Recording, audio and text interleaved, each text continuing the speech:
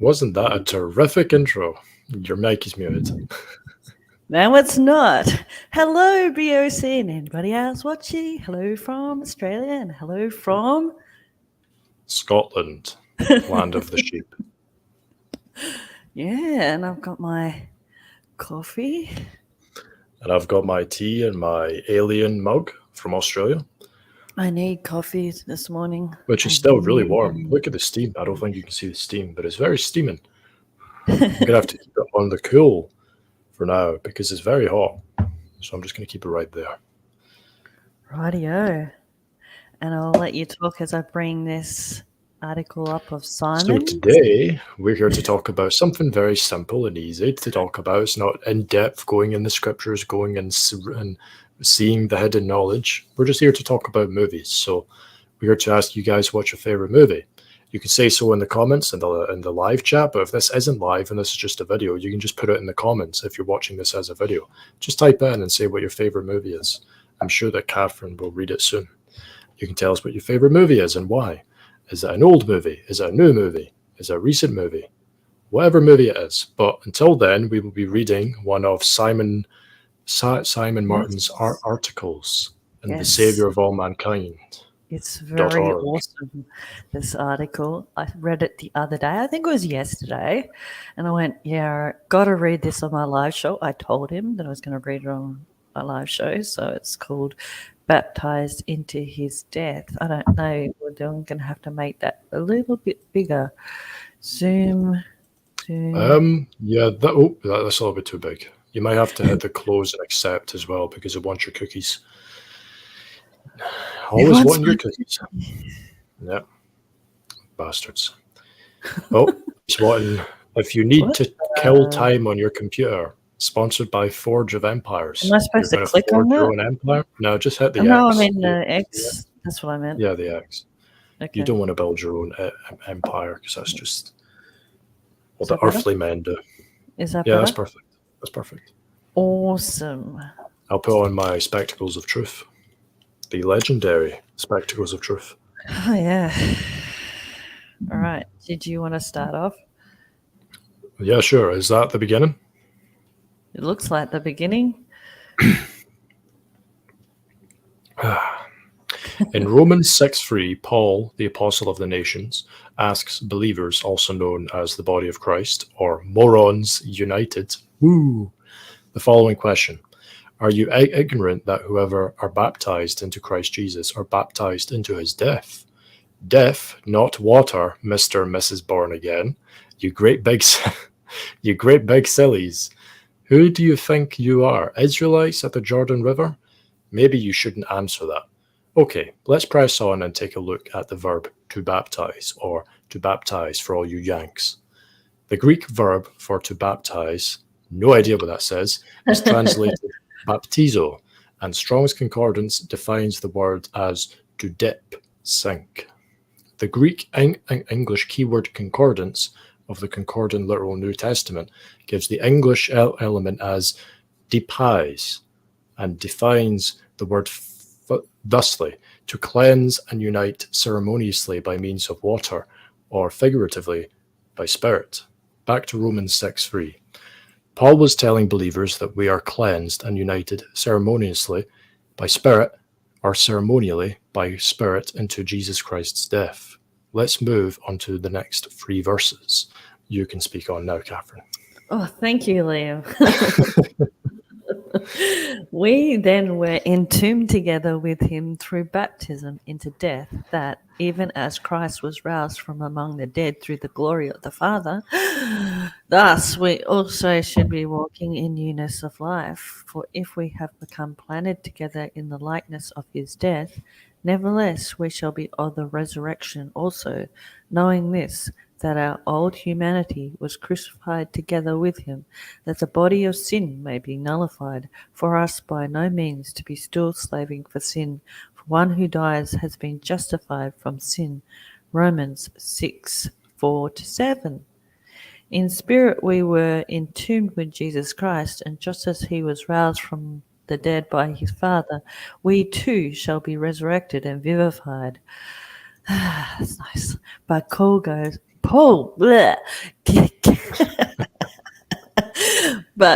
goes on to tell us something that is truly unique to his message. Our old sinful humanity was also crucified with Jesus Christ. This is the reason we should be walking in newness of life. To understand exactly what sin is, read We All Miss the Mark. Do you want to read a bit more? Of course I would. We all missed the mark. So did you go past that bit? Yeah? Yep. Okay, yeah. Us believers may still be trapped in these flesh buggies yet.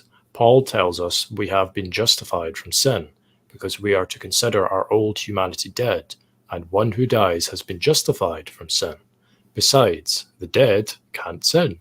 But I'm alive, you scream.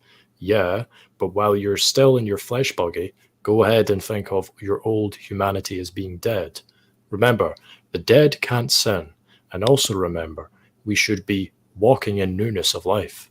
Paul doubles down on this fantastical concept in 2 Corinthians. Dig. For the love of Christ is constraining us, judging this, that if one died for the sake of all, consequently all died. And he died for the sake of all, that those who are living should by no means still be living to themselves, but to the one dying and being roused for their sakes. So that we, from now on, are acquainted with no one according to flesh. Yet even if we have known Christ according to flesh, nevertheless, now we know him, so no longer.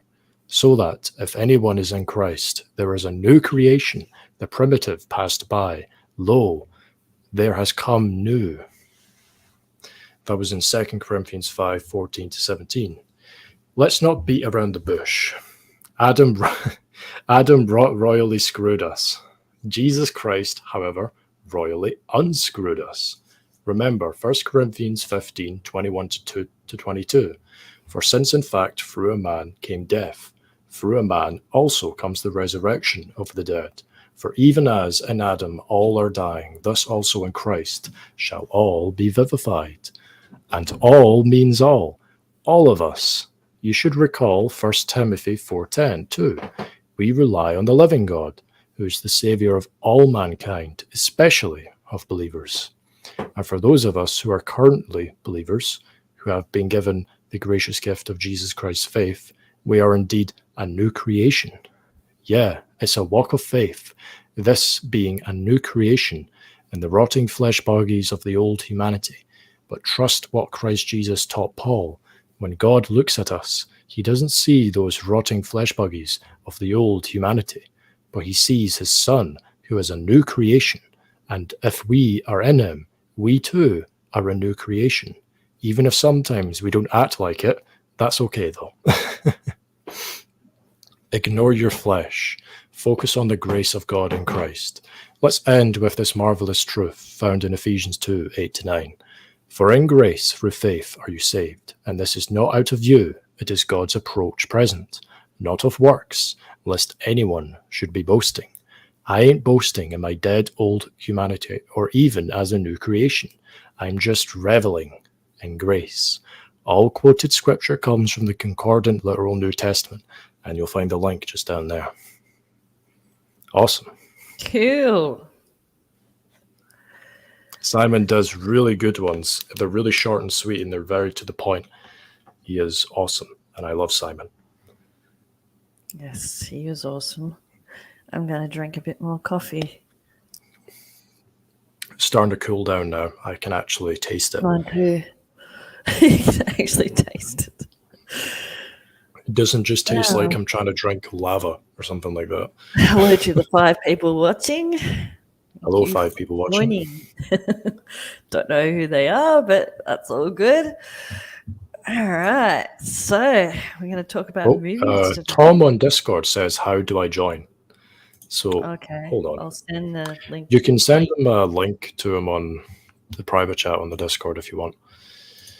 Again, if anyone in the chat is watching, Catherine just posted the StreamYards link into the live chat. If you go into the live chat thing, you'll see a bunch of people speaking. There's Catherine, Donna, me, Lawrence, and then you'll see Catherine Holmes, and she posted a StreamYard.com link. If you click on that link, it'll take you to a separate window, and you'll be able to join in this little group that we're in for me and Catherine. If you want to come in to the live and speak about your favorite movie, anywhere at all, in the 30s, the 80s, the 70s, the 90s, modern movies, 60s, whatever time period, it doesn't matter.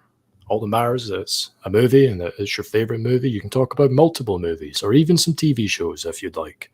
That's why we're here. And there's many. What do we have here? Hey, Tomas. Hello, Tom. Not this week. Okay, here. Yeah, I can see you now. Hey, Tomas. It's the movie night, so I'm here. Yes. Yeah. Why not? You're just here, or you're here? I am here. I'm laying in my bed though. We can do a bedtime stream. We can just watch Tom just fall asleep. Yeah. So I've been listening to your intro with Simon article. Really nice. Yeah, his articles are really good. He's a really good writer. He's very short and to the point. Like if he wanted to, he could write a whole book about this if he really wanted to, if he had the time and did that. But it's better for him to just do these so short and to the point. They're like golden nuggets of truth. Hey, Lawrence. I'm sitting in the car waiting on my wife, and it is 108 Fahrenheit outside. I think you got kicked out. I didn't kick him. It wasn't me. So we're talking about movies? Yep. Yeah, so tell us about your favorite movie, Tom. Okay, first question. Did you watch the My Friend Hachiko? What? What's that? Did you watch the movie I recommended, My Friend Hachiko? My Friend Hachiko? Hachiko, about the dog. Oh, no. You need to type it in the chat because I don't know how to spell it. Okay, so anyway, favorite movies? Well, there are a couple of no-brainers.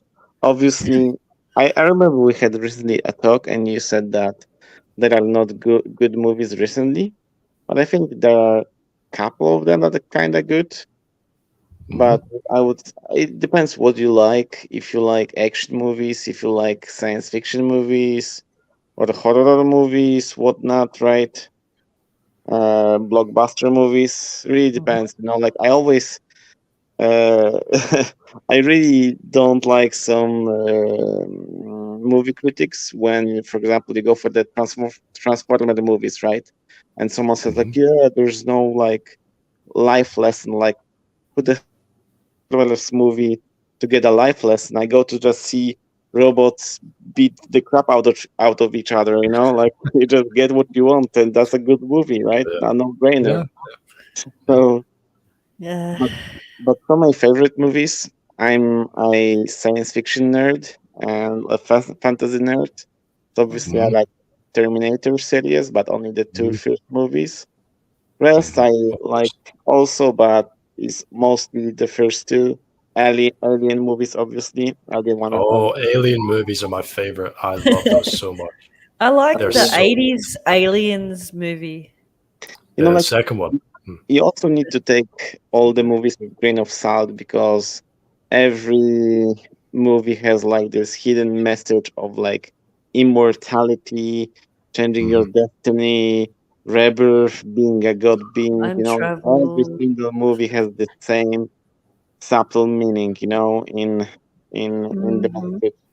But I look at it as entertainment, so I don't really care about people trying to explain things that they don't understand. So who cares, right? I mean, like exactly.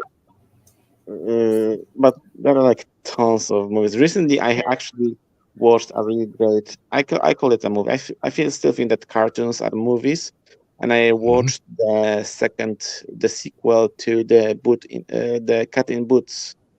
Oh yeah, my friend told me it was a very good movie. Yeah, He it's told me great. it's very good. It's really fun. It's really great. I love cartoons that are actually mature as well. There are a couple of cartoons that are mature, like the movie with a grandpa in a house with the balloons. I think it's Up. Oh, yeah. Up. Yeah, that's a good one. Yeah, it's a good one. Mm. With cartoons. Oh yeah, my mother. She loves the movie with the Mexican death celebration. Coco. Oh yeah, Coco. yeah, that's right. Yeah. I've not seen that movie, but I don't know. It could be good. I've no idea. I don't care about how people define death, but how I get the message from this movie is just remembering people, right? Like, still, Yeah, I mean, you can't really blame them for not knowing the truth, right? Because God hasn't given that to them. So they're just creating what they feel like creating or what God is telling them to create in that moment. So But- I can just enjoy it for what it is. Like one of my favorite movies is Jurassic Park. And we all know that dinosaurs don't exist, but I love it. It's just so good. Yeah, I I love love it Jurassic too. Park. Same. but of the remembering, because even if we look at our perspective, like we're gonna be snatched away and whatnot, still there will be some time before we're gonna see the people that we loved and they will die, or they're already dead. It will be at least 1,000 years, so they'll still live in our memories, right? Like we still remember them, right? Mm. And this is a great message, actually, for me personally. Like sometimes people give a message and they don't even know that they give actually a good message, like how God keeps the spirits of God, that he remembers his creation as they were and as they are supposed to be, Liam, what's your favorite? My favorite movie of all time, or is this depending on It doesn't the have to type? be like one particular favorite. Okay, 'Cause, like, okay, you might okay, have okay. a whole So bunch of them. oh yeah, because I've got a lot. Because look at this, Tom. I wrote this down on a piece of paper, if you can see it. It starts in the 30s and it just keeps going and going I and can going. literally not go to sleep and talk about all the movies. Like we can go on about Star Wars, Lords of Oh the yeah. Rings. You've got to pull an all-nighter. Lord of the Rings. I mean, Well, I can go Tom, through so if you're willing to stay here for 4 hours, I'm willing to stay here for 4 hours and talk about movies. So it's totally up to you, brother. Because I love movies. And Lord of the Rings is the greatest movies that have ever been made, hands down. They're just the best, period. I mean, like, we need to put like categories on the movies, because I feel like we cannot compare like Terminator 2 to like Aliens 2 or Lord of the Rings series, because all those movies are the best in their own category, Oh yeah. So it's Okay. really Well, hard to compare those okay. movies. Did we want to start in like the years? Did we want to say We like can start we in can the do that too. 1930s, Because 1940s? the But I'm 30s. not a big 40s, 30s fan. But Well, like, I've got 2 for the 30s and 2 for the 40s, and then the I think I 50s is when know. it starts to kick off and it starts to go, because I can't I- really think of too many from the 30s, to be honest. But I'm not actually a person that watched the old movies, honestly. Yeah. what kind of old movies? So are we talking about like the 60s and 70s, or are we talking about like the 30s? I think like the oldest movie I have watched was like The Godfather, because Mhm. The Godfather, the original Godfather, is what, like 70s or 80s? Is it? It's the 70s, yeah. So that's probably one of the oldest, and what's actually like maybe cannot talk about. There are also like a lot of good Polish movies from Mhm. all times, like all times, like 50s, 60s, 70s as well. Like Polish cinematography is actually quite good as well, and actually there's a really, really, really, really funny comedy that I can recommend to anyone that you probably have never heard of. It's called Sex Mission. Sex Mission? Yeah. And What? bear with me, Okay. because you can watch this with English subtitles, and it's actually a Polish classic. and it's a really old movie because it's like a science fiction movie, and yeah, Poland actually disbanded from science fiction movies, and it's like a movie from 70s, I think, or 80s. I don't remember exactly, but it was about this thing where two males go into this like new science stuff where you go to the cryo sleep, right? You freeze yourself and you wake up a couple of years later, and they were supposed to only sleep for 1 year, but they slept like supposedly for many years, and they woke up in like underground facility where all the men are dead and all the women rules and they're only the two men left. Oh God. Oh God. Could you and, imagine? and what's funny is that like every historical things, like Copernicus was a man, and there are like women say like, yeah, Copernicus was a woman, like every male figure was a female suddenly, and they're like, what the hell happened? And like we're Even only Hitler. we are only in a female world with female history and all this, and with only two male left, and it just so funny. I mean, you just have to watch it to believe it. It's just extremely funny. It's like there's like this football game, but this futuristic football game where Mhm. obviously when men play football, they always exchange, like the T-shirts, and they're like women just exchanging T-shirts and showing the nudes, right? And the guy is like, "Oh my God, you see it? Replay, replay, replay!"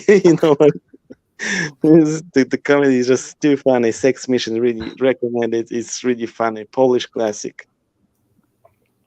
A Polish classic. See, I've The never watched things a you Polish don't know movie. about Polish classics. Yeah, Polish classics.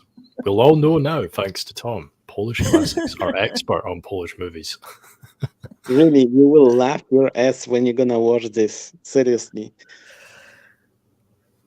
Oh man. Well, we might as well speak about comedies now because of that. So, what's your favorite comedy apart from that? What you just mentioned? Oh, whoa, that's a hard question with the Mhm. comedies. Because through the years, I loved a lot of comedies from the foreign market. So, like, obviously, Mr. Bean was fun when I was a child. Mhm. And Oh yeah, he's awesome. I love Mr. Bean. the Gerard Depardieu movies, the French Oh yeah, movies. yeah. So yeah, they're always funny. I always felt that all the comedies where you have a serious movie, like for example the Scream, right? And then you have Mhm. like a comedy scary movie. Like I felt like those Mhm. old parodies were better. Also with the Leslie Nielsen movies.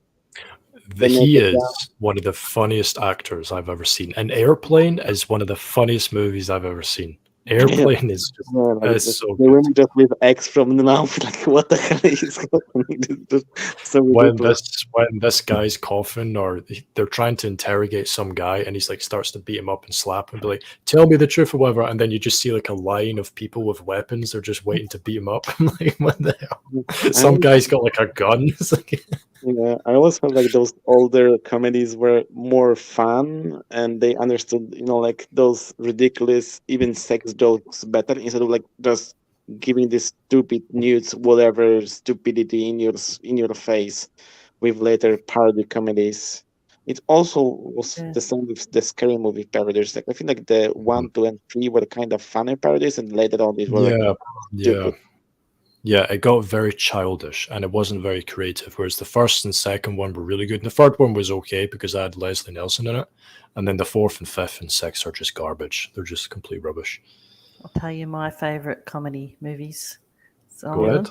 Monty Python. I love The it. goat. I I actually love it never when they're like going along with watched like coconuts while they're like pretending to be like well, they try to pretend to be like horses or something doing the coconut. That's one of my favorite scenes. It's just a flesh wound. Yeah, and that one too. I only know clips from Monty Python. I've never watched the entire movie. Oh, Oh, Tom. So, Monty Python. There's two Monty Pythons that I really like. It's The Quest for the Holy Grail and yeah, The Life that's of very Brian. popular, I Those think. two are masterpieces. They are honestly masterpieces. They're so clever the way that they do stuff. And Obviously, John the first one Cleese. is like all the actors there are brilliant, and obviously the first one's about the Holy Grail. They go and find the Holy Grail, but the life of Brian is like Brian gets mistaken for the Messiah for Jesus, and he goes through the life of Jesus, but he's not the Messiah, and he keeps trying to tell people, "I'm not the Messiah," and then they keep going, "You're the Messiah." It's so funny. There's actually a funny movie that from recent comedies, but I forgot the name in English. But it's like Substitute Police, basically with Sam Warrington. No, not Sam Warrington. God damn, what's his actor name? Sam Worthing, is that the guy from Avatar? No, not this one. I mean the guy who played like. God damn, he's really popular. I just hope I won't be. I cannot actually go to the web page right now because then I will be discarded from this chat. If you want me Why? to look it up, I can look it up for you if you want. I mean, it's like. God damn, I forgot their names. We've forgotten. I Um, wonder what happened to a lot Lawrence. of. Oh, well, there's Tim. Hey, Tim. Oh, only the true Messiah would deny his divinity. I Yes, think, Tim. I think in English it's substitute police name. Substitute Police. Is that the Yeah. name of the movie? Yeah, probably.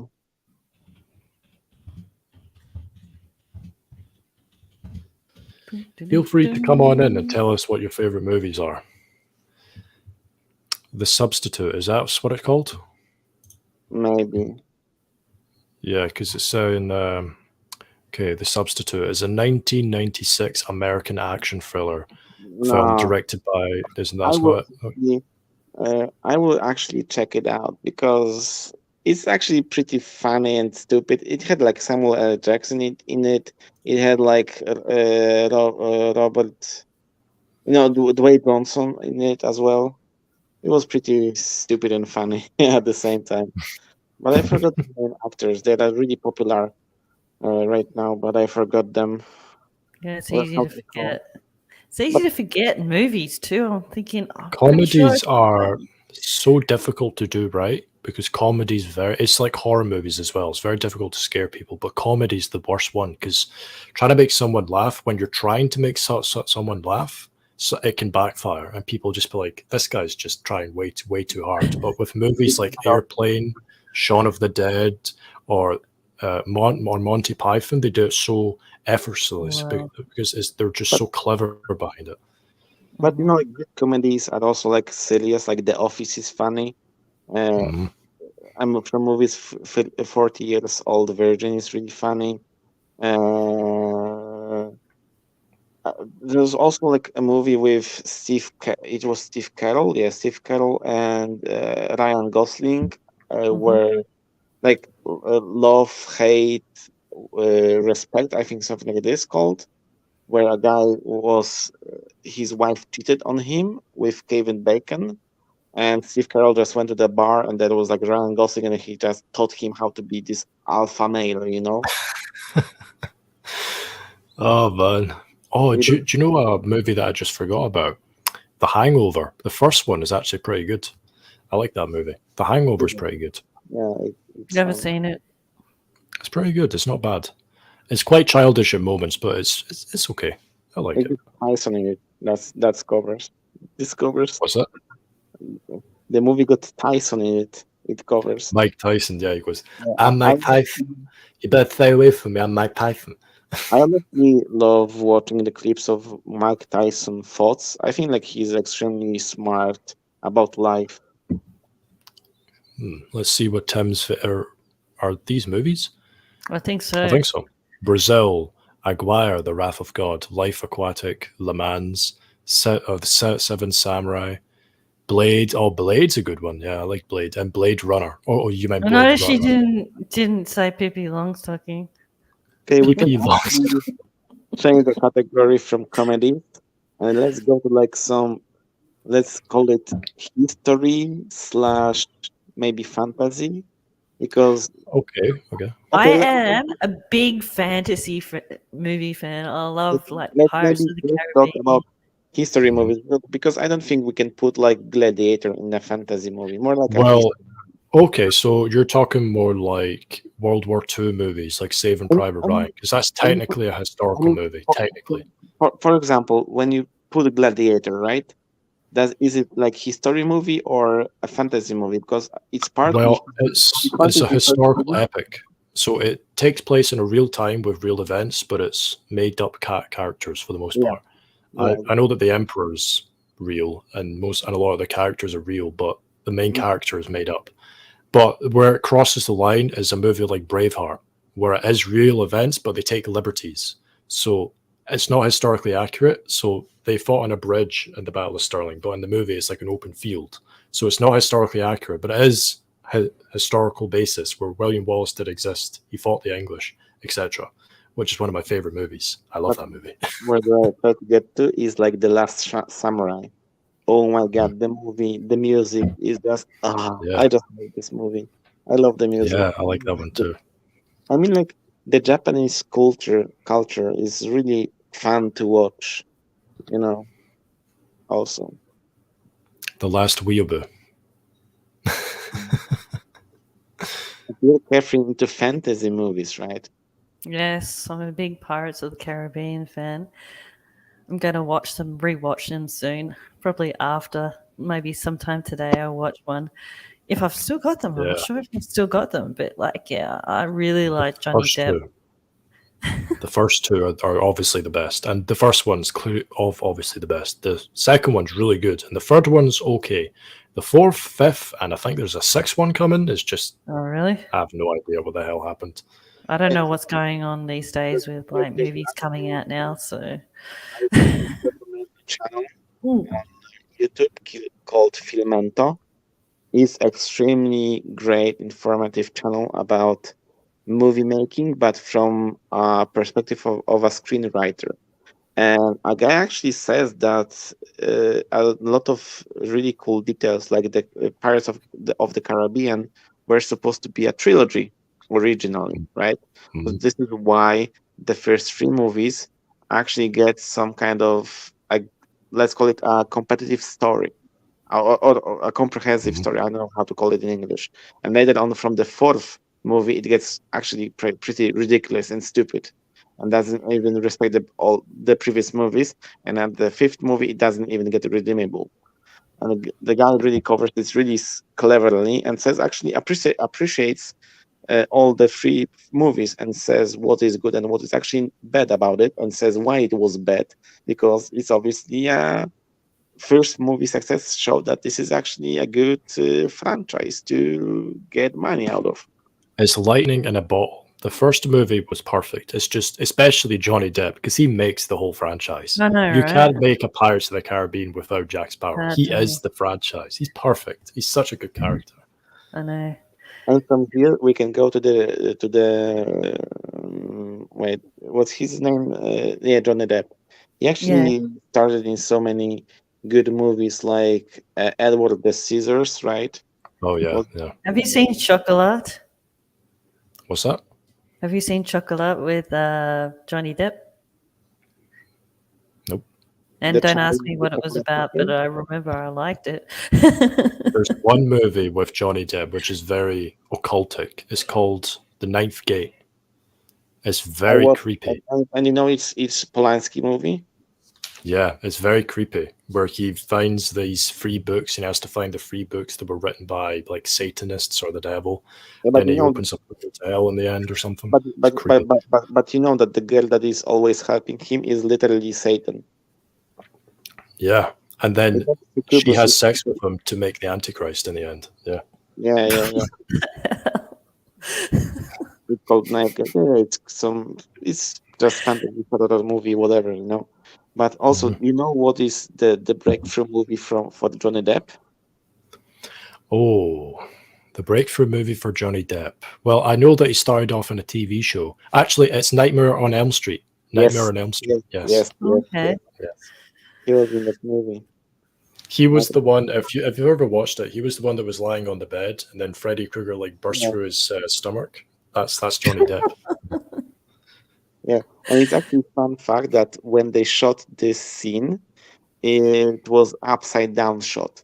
So when you see this blood bursting, out of the bed, it was like upside down, that's going down. Like that was Yeah. just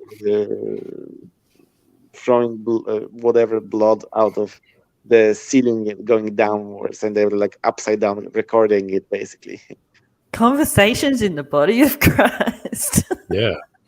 We're talking about Johnny Depp and demons and Satan and Freddy Krueger. Oh, dear. I Yep. mean, it's really funny to watch religious demon possession movies, whatever, because they always, like they try to show something, Like demons The and Exorcist. something. The Yeah, Exorcist is a demons are perfect very- example of that.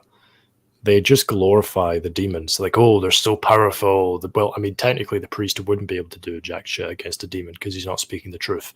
But I digress. Maybe it's maybe it's the priest that's putting the demon into the person. So changing topic, Liam, what are Mhm. your few in the 1930s that you wanted to talk about? Okay, so there's two. There's one that you already know of, is The Wizard of Oz, which we all love. And the Oh, second yeah. one is another one what we all love is Snow White. I love Yes. those movies. They're really, really good. Really good I movies. started watching The Wizard of Oz yesterday, and I got up to the scene where she was like saying, "We're not in I don't think we're in Kansas anymore." Not in Kansas anymore. Oh no, I got it further than that, where it was like the Good Witch of the North. Oh, Is it yeah, North? yeah. Is it North? Yeah, it's Witch of the North. Yeah. it's what, yeah, I don't know. And she's like, "What are you?" And she said to the dog, and I'm like, stopped it, and I said, "A dog?" And I didn't watch the rest. It's kind of like, yeah, I've seen it anyway so many times. I don't know how many times I've watched The Wizard of Oz, but so many times. So, yeah. It's a good movie. It's a really good movie. Yep. Have you watched The Wizard of Oz, Tom? I mean, Oh, man. I only the cartoon, but not the movie. Oh, No. it's 1939, but I love that scene where she gets to the door and it's like all sepia before that, and then she gets to the door and she opens it and it's all color, and it's like I love the It's the transition. first movie to be made in color. So when they were watching it in the cinema or wherever they were watching it, and that time it was black and white, and they were always used to black and white. Then as soon as the color turns on, it literally is the Can you first time they're imagine? seeing a color picture. Is Could that you imagine sitting for there? real? That was the first movie that. Yes, it is. Really? The first movie to be made Where did in it say color that? is The Wizard of Oz. Well, you can look it up if you don't believe me. I'm not sure. Wait, it might not be actually. Oh no, it might be the first live action that was in color, because I'm pretty sure Snow White came out before The Wizard of Oz, and that's in color. But that's an animated movie, so it doesn't count. I'm talking about a live action movie. I'm pretty sure it's the first one that was made in color. You can correct me if I'm wrong in the comments. Yes. So got the Tin Man, the Scarecrow, and who am I The missing? Cowardly Lion. The Cowardly Lion. Yep. I've got an interesting story with that movie, which is kind of creepy, but it was the last movie that I watched with my grandmother, and then she passed away. But we didn't get through the whole movie, and she said, "Okay, Liam, the next time I speak to you or where we have time, we'll watch the rest of the movie." But of course, we never got to it. So in the future, in the 5th eon or after that, we'll watch the rest of the movie. Yeah. Yep. I was going to say, there's a lot of stories about that Wizard of Oz. Like, they had to put padding down her top just to make it flatter. And yeah. And what were you saying about the Tin Man? The Tin Man or something? So the Tin Man, the actual tin that was used for his face, was made out of a substance that would burn his skin. And obviously, when the lighting's on you, it'll literally burn your skin. But the worst person out of all the actors to get it was the Wicked Witch, where the factual face cream that made her skin green was flammable. And then it caught on fire, and her whole body went on fire, fell down, because when she was riding on the broom, they would lift her up on like strings so she could fly. Fell down, went on fire a bunch of times. That whole movie is cursed. The whole cast suffered from great tragedies like physical ailments, injuries, mental Yeah. things, like what's her name, Dorothy. When she grew up and she Judy grew up Garland. she had a horrible life. I think she committed suicide actually, didn't she? Yeah. Can't Well, you need remember to what understand happened. that, like, this is an entertainment, right? District. And you know that the people that run the shows, they don't care about entertainment. They're like clowns for them, the people that play, so they don't really care. They just use them for whatever they want. And there's always a price for fame, unfortunately, in this world, and we know it. Mm. Yep. Yeah. Unfortunately, there are people that sometimes that are smart enough to push their like creativity, and that's when sometimes with enough compromise, we've got good movies, but still with subtle messages underneath them. But if you just take it for what it is as an entertainment, you don't care about all those hidden whatever details, demonic, whatever. You don't get it. Just I don't. I'm honestly tired about this. Obviously, but I just look at the entertainment and like, yeah, whatever. I know better. Yeah, there's so many movies out there that are very occultic. Basically, and anything done by Polanski, like 2001's A Space Odyssey, like that movie. It's full of occult stuff, but it's a great movie. I love to watch it. Things like that. Like there's so many movies out there that are on my list. It's ridiculous. Like what? Have you got any 40s ones, Liam? That Oh yeah, I've got Pinocchio and Bambi. Pinocchio's Pinocchio cool. and Bambi. Actually, a great detail about Pinocchio Mm-hmm. that it's talking about a lot about pedophiles. Really? The message of Pinocchio is actually pedophile. Really? Yeah, it's How? like the Pleasure Island kids. Well, I mean, but it's more about childhood, where if you don't grow up, you're never going to grow up. It's like Peter Pan, whereas Yeah, they go to the you know land of that the Peter Lost Pan, Boys, where that people Peter never Pan, grow up. that's a fact that the Peter Pan, right? The original design by an author is based on a demon, literally demon, and Yes, Pan the goat. its with the flute. original screenwrite, because Peter Pan was a play on the theater, talking about where Peter was a hidden demon who was actually succumbing children for his benefit and killing, and he was the villain. Like the Captain Hook was only invented for like lowering down the horror aspect. So there is like an obvious villain where Peter Pan was always supposed to be the villain. So they changed the play to be more child friendly when the author never meant it to be a child friendly play. It was all about succumbing the children and killing them. This live show is not for children, just by the way. Obviously. There are like a lot of subtle things, and this is actually a fact. It's like not a theory, conspiracy, whatever. This is basically a fact where you can read the screenwrites, original screenwrites, the thoughts of the original writer who said that Peter Pan is just based on a demon figure. Oh. And on a I Pied Piper as well. definitely know that the word or name Pan is like a demon or a Greek god or a Roman god of like a demon, and he has a flute and he plays his flute to seduce people. Yeah. So he's half man, half goat. Pan. Yeah. So it's occultist movie, and it's a fact. It's not even a theory, it's just a fact. Talking about 40s and sort of 50s and even 60s, one of my favorite actors in that time was Audrey Hepburn. Something about her. He goes, "Who's that?" Now you have to Google it. Okay, you're gonna have to tell me how to spell it though. AUD. Yep. REY. IEY. REY. Audrey. He doesn't believe me. Audrey what? HEPBURN.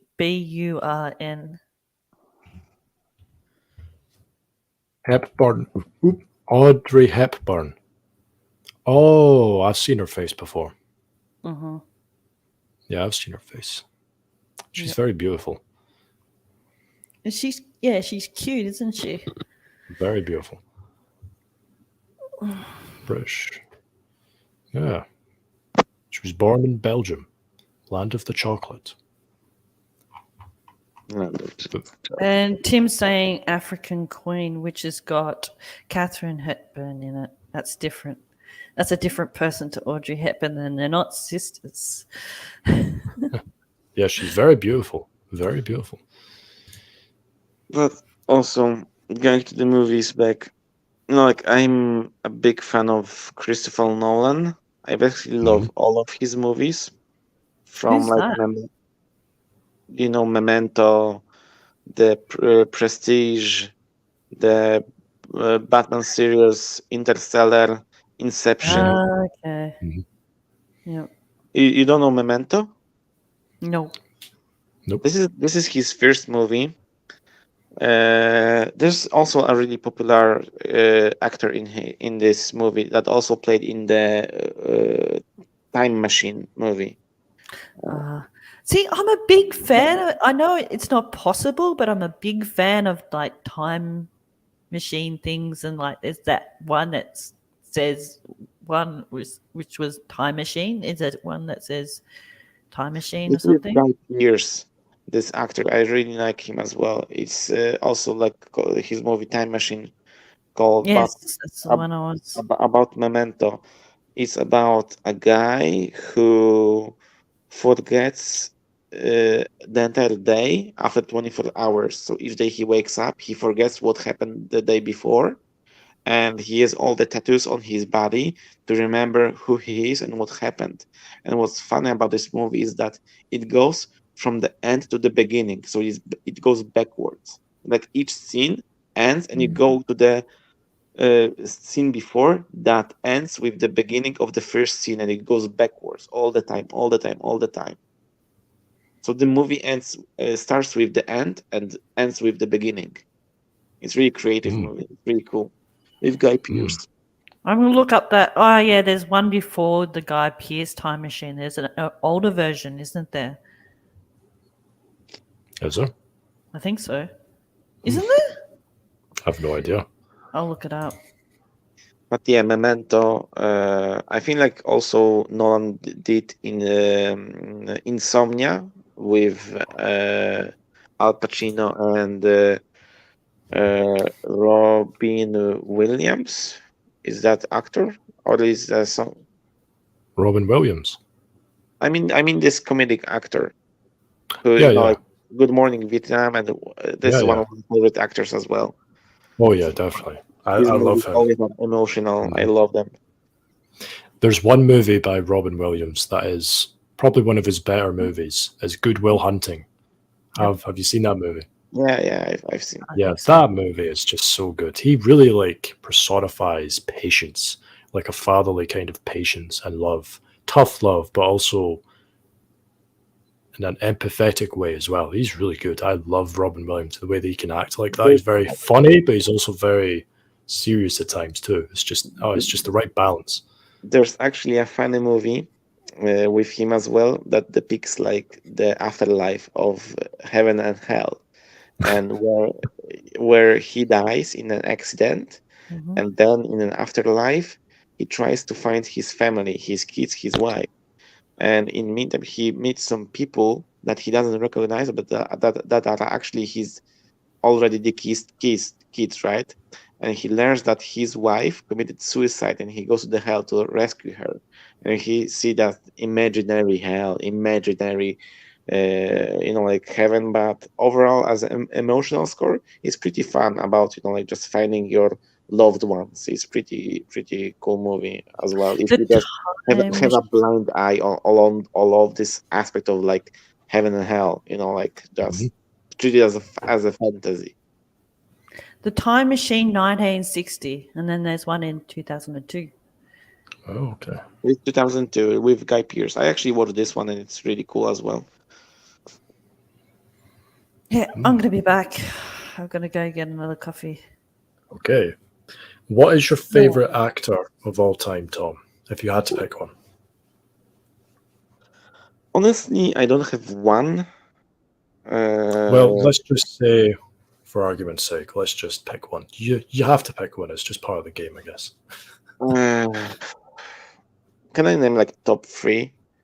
Yeah, sure. Go ahead. I think like for sure Heath Ledger, and not only because of the Joker. I felt like this guy was really talented actor, and always I liked movies with him.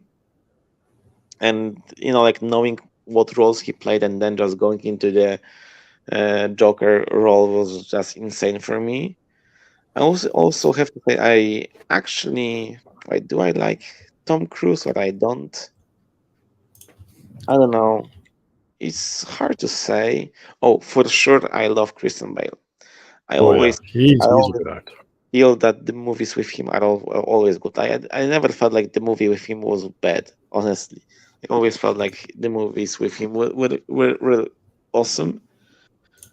But my favorite actors is just I don't know. It's extremely hard question. Like people would always say like Al Pacino or Robert De Niro, but I Mhm, always feel mhm. like they always play the same person. It's just in I a mean, they different. are very good actors, but they do get pinned into a certain type, like a Yeah. crazy person or a gangster or a mob boss. Well, they are the best at it, hands down. Like they are amazing actors. But I get your point. There are a lot of actors out there that play different roles well. Like Arnold Schwarzenegger, he's not really a really good actor in a sense, but the roles that he plays, the strongman action hero, No, he's the best at that's it. tailor There's no made. one better than him. I feel like DiCaprio is obviously really good because I feel like he plays the roles that are like also out of his comfort zone. He can play from this, like nice person that is just in love dramas into like this guy just calling the N words on a screen, in Django. Like just goes on the roles from different spectrums. But I don't know. It's really hard question. I'm trying to Well, go behind my Tim my. says Tim says his favorite actor is Klaus Kinski. I'm sure I'm pronouncing that right. Klaus Kinski. Do you know that guy? No. I looked him up, and he was in Nosferatu. He was in My Best Friend, Uh, Wojtek, A Few Dollars More. old school, old school, old school. Yeah, old I school, old mean, school. But my favorite actor, you'll never guess mine. You'll never guess mine. okay, let's just narrow it down. Is it a British actor? Nope. He's American. US American? Mhm. Okay, is he an action movie? Kind of, yeah. He's done action movies in the past, yeah. Okay. Did he win an Oscar? I don't. Ooh, actually, I'm gonna look that up.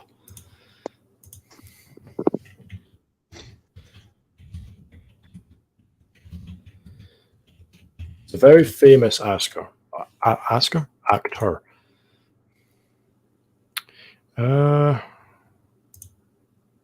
yes, he won an Oscar. Yes, yes, he did, and he's also a he. Is he a white or black? He's white. He's white.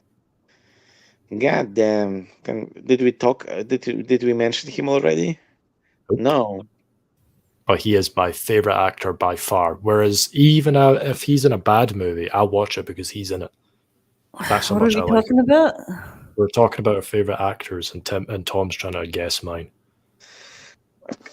I have some picks, but honestly, I even forgot their names. I would need to Google them. Ow. But I'm on the phone right now, so I would have some like free picks. But I don't know. I don't know. Just tell it. It's Nicolas Cage.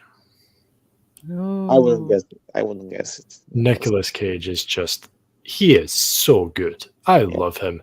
Yeah, Any but movie that he plays, any movie, I don't care if it's a really bad one. If he's in it, I will watch it because he is I love that man. He is so good. He is yeah, so unique. No one can replace him. No one. yeah, maybe. I Oh, know. it's just so funny.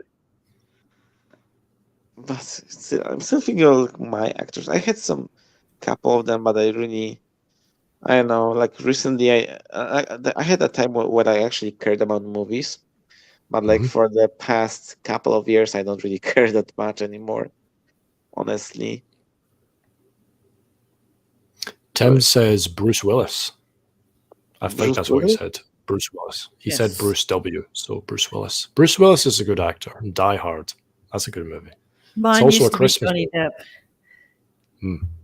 Depp. Used to be. I don't know who Yeah. is now. Oh yeah, I actually really like William Dafoe. I think he's always Oh, great yeah.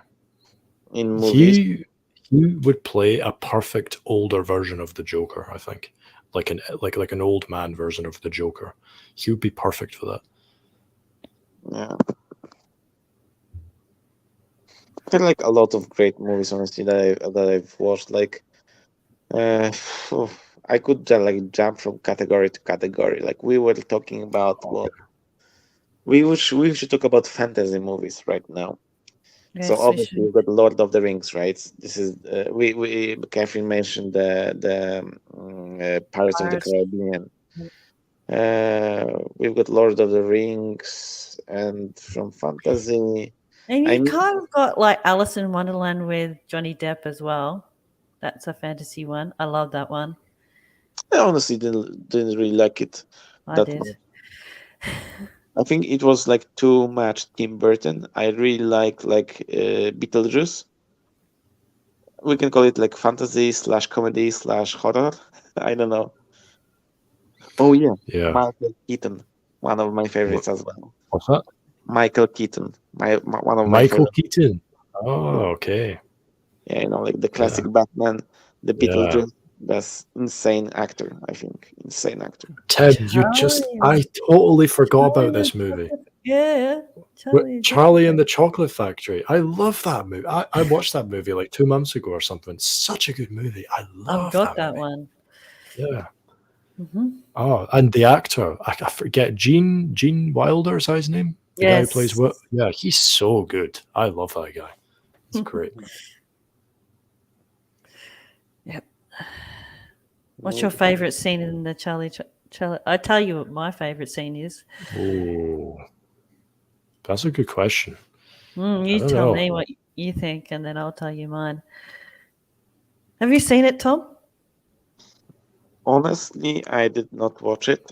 I wanted to watch the version with Johnny Depp, but I didn't watch it. Yeah, the original. What about when they open the door and they see all the chocolate? Yeah, I think that's all my the best. about the factory of the chocolate, whatnot, about like kids just falling, like all those mystery, whatever. But I've never watched it. I don't know. I don't feel like even an urge to watch it. It's good, man. I watched it when I was a kid, and it's just I still watch it today. But we've got Donna, Tim, and Patricia. Hey guys, if you want to come in, please feel free. We can come and talk about movies for 4 hours now because we made a deal with Tom for 4 hours. Let's see what kind of movies we got in the comments. We got African Queen and Casablanca. That came out in the 30s or the 40s. Casablanca, I think it was the 40s. Dude, those are like old people movies. Like, what the hell? I've never watched Casablanca, but I know for its time it was the best movie. Like, the best. And also Citizen Kane as well. That's widely regarded as the best movie of all time by a lot of people. But I've never watched it. It's a Western movie, right?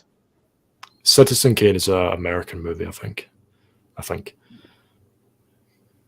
But it's like Wild West, right? It's a Western. Wild West Western. I don't think so. What, Citizen Kane?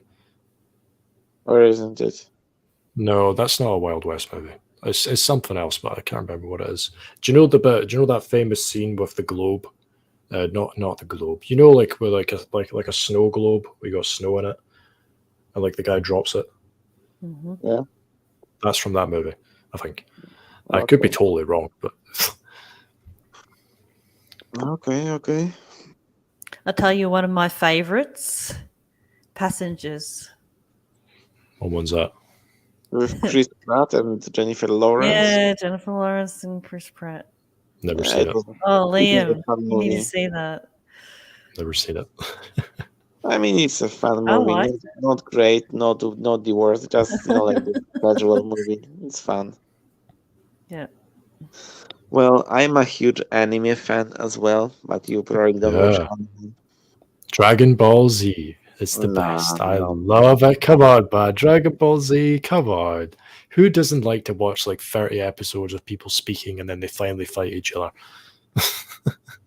I mean, yeah, sure, everyone started from that, but Well, yeah, of course. I like Death Note and Death Note. Freaking like I used to be a big time fan of anime, but not so much now.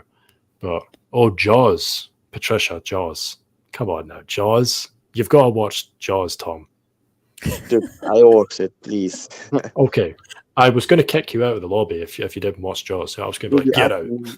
Do you actually see a Russian guy being eaten recently in Egypt? Yeah, you told me and Catherine you were going to send me a video, but I denied. Yeah, there's a video of it, of him being eaten by a shark. So this is like real life Jaws. Gone with the Wind. I've heard of that movie, but I've never watched it. Gone with the Wind. Is Gone with the Wind a 50s movie? I'll look it up because I have the power. Old people movies. Or is it 60s?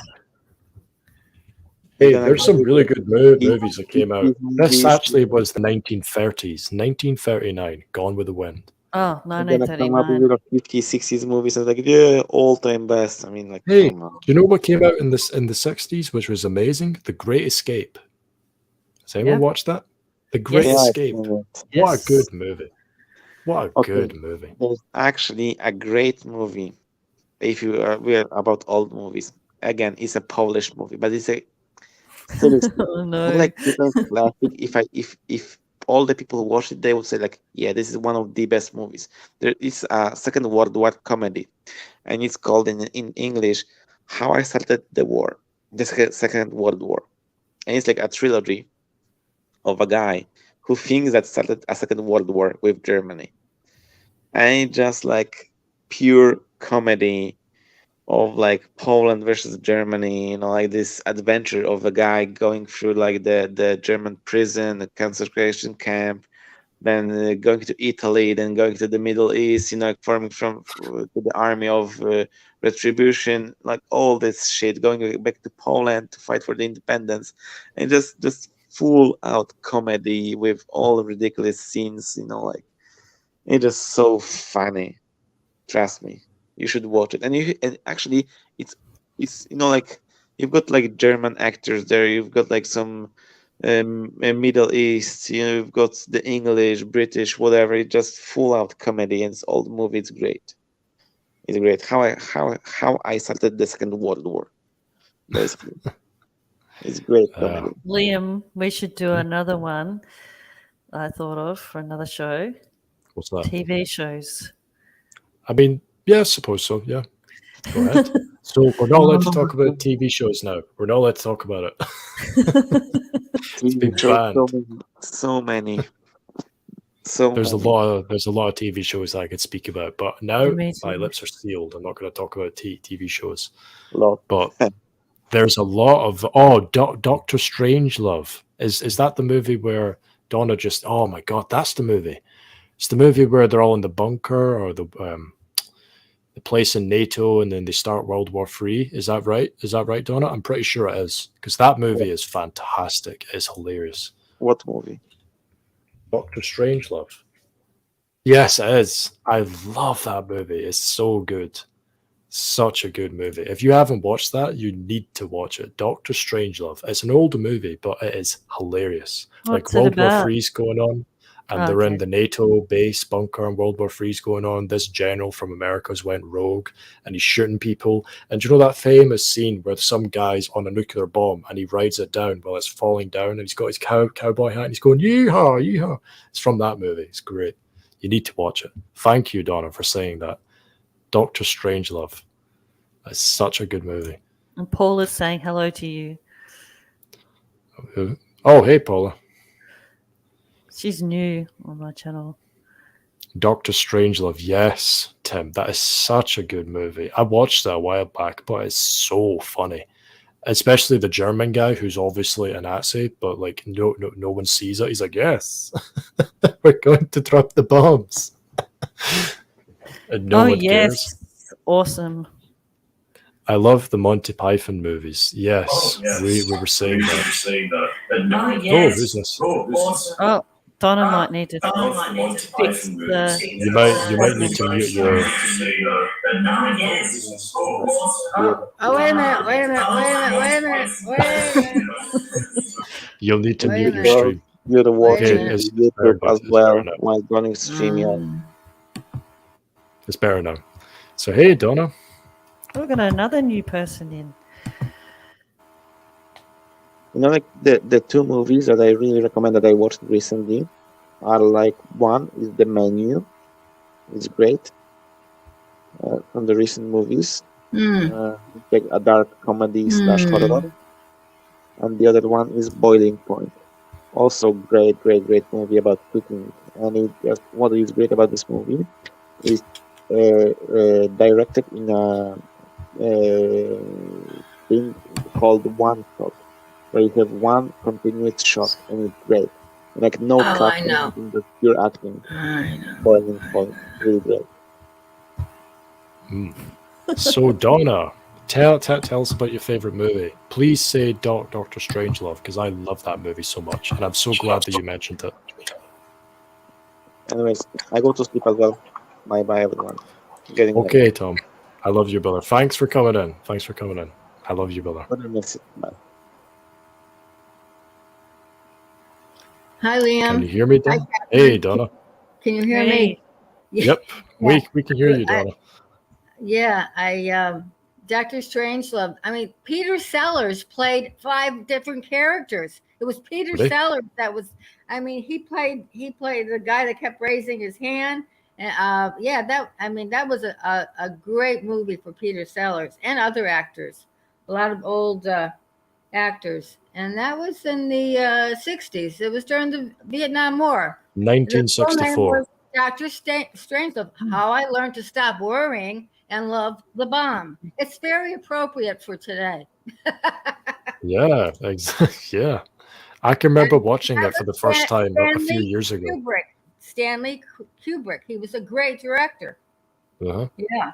And well, he did 2001, Space Odyssey. Stanley Kubrick. Yeah. Oh, is that the guy? Yeah, research Stanley Kubrick. Oh, He also did Eyes Wide Shut. Yeah, that movie is very sexual deviation and pedophilia. You know, and he died shortly after that. I think he said too much in that. Yep, that's right. He did The Shining, 2001's A Space Odyssey, A Clockwork Orange, Eyes Wide Shut, Full Metal Jacket. Oh yeah, a lot of intense movies. Really good movies. So, anyways, movies. So tell us more about your favorite movies, Donna. I used to be a big fan of movies. Most of the movies made now are crap. Yes, I agree. They're propaganda. Not that there always hasn't been a little bit of that with Hollywood, but it's worse than ever. I haven't seen any recent movies, I don't think. Yeah, I've not been watching the recent ones. I went to the movie theater since COVID, you know. Yeah. When that happened, I said, okay, I'm done with movies in the theater at least. Right. Yeah. That's why I like to watch the old ones. I think the 80s was the best decade for movies, to be honest. There were a lot of good movies in the 80s. Very good. And there was a wide variety too. There was horror movies. Obviously, there's your action movies like Star Wars and stuff like that. We've got all these just amazing movies that came out in that decade. It's the same with the 70s and the 60s. You just got banger after banger after banger, and they're all unique. And it's just the way that they made the movies back then, where it wasn't just CGI every single time. It was handcrafted. I think Gandhi came out in the in the 80s. Gandhi, about Mohandas Gandhi. It was like a 3.5-hour movie. It was excellent. Yeah. Ben Kingsley was in it. Martin Sheen. A lot of good actors, and it was a story about the British occupation and the birth of India as being a free country. Yeah, there's a lot of movies like that. Was I'm that going to good? tell you some of my favorites of the 80s. Sure, The go ahead. Goonies, Back to the Mhm. Future, Big. Mhm. Back to the Future was great. Have you seen Big with Yes. Tom Hanks? Yes. Oh yeah, That was yeah. those were fun movies. Yes. Indiana Jones, all of them. The Karate Kid, all of them. Labyrinth. you seen Oh that? yes, that's one of my favorite movies. With I know, don't tell me his right? name. The Yeah, I guy's have name I seen forget. Yeah. I know exactly who it is. David Yeah. Bowie. Yeah, he's yeah. great in that movie. His songs that he wrote in that movie were really good in that movie. Star Wars ones. Of course, Yeah. yeah, of course. Aliens. One of my Yeah. favorite Yeah, movies of yeah, all time. that's good. Yeah. Short Circuit. I've not watched that. Oh. I Yeah. feel like I've seen it, but I don't remember it.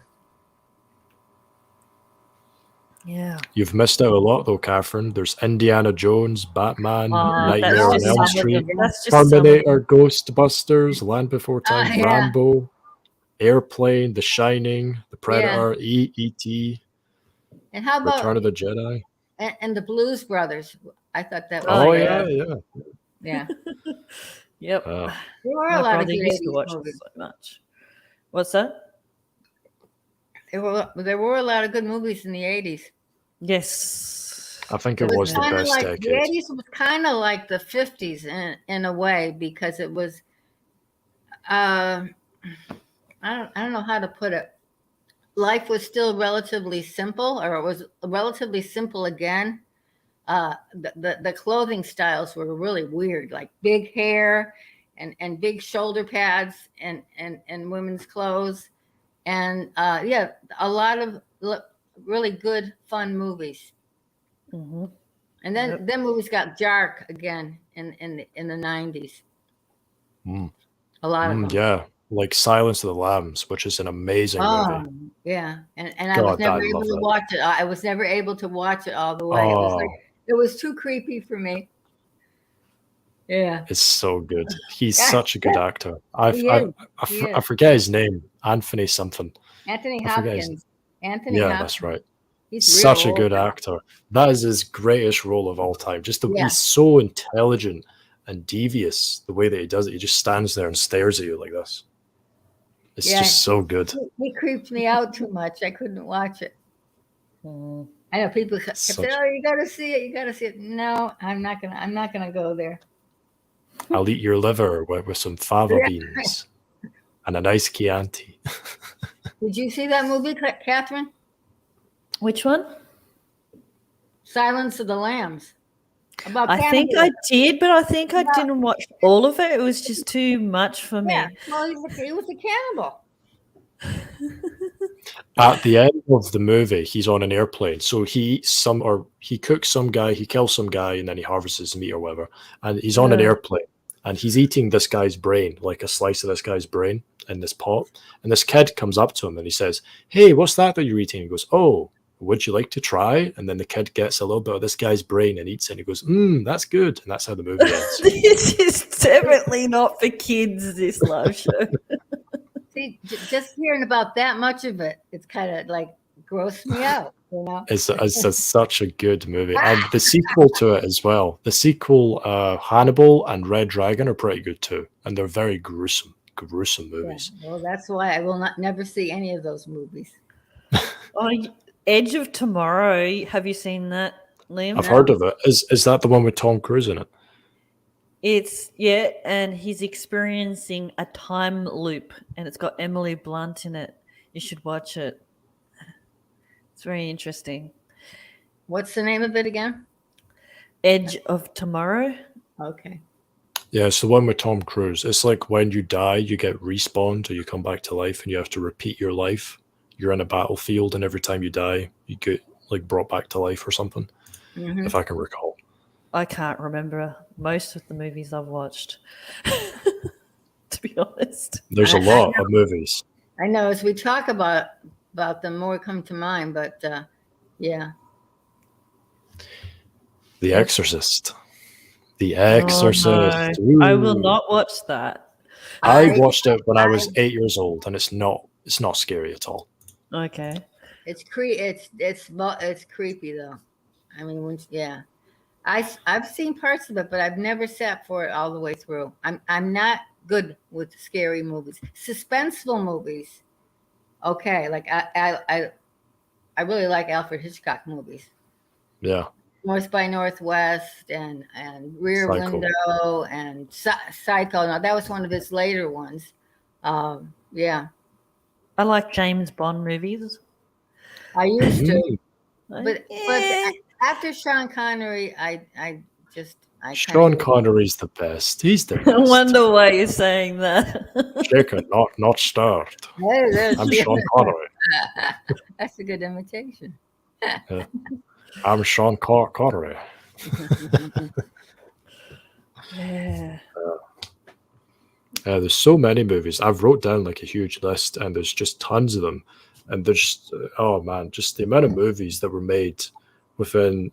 You can go from the 50s all the way up to the 90s, and then you compare what's happening in the last 3 decades, like the 2000s, the 2010s, and then this decade. And they just don't compare. It's just all sequels or Avengers movies or another Star Wars movie that no one cares about. There's nothing. They're not taking risks because all they care about is money now. Whereas old Hollywood still cared about money, but they were willing to take risks. You know what I mean? Yeah, and everything's very woke. All the movies are woke, or they have to have a quota of women and people of color in them, and they have to have a homosexual and transgender in them. I mean, it's just there's just so much censorship in Hollywood. I mean, it was always corrupt. But at least they had some idea of what quality entertainment was like. Like Lawrence of Arabia, that was a great movie. I love that movie too. Yeah, such a good movie. Yeah, it's a very long one too. It's like over 3 hours long. Hey, Stephen. They have intermissions in the middle of the movies. You know, so you can go out and have a cigarette. You know. Yeah. Hey, there's Stephen. How's it going, Stephen? The brave one. The brave one. No, really. It's the youngling. Yes, he's younger than you. Is your mic working, Stephen?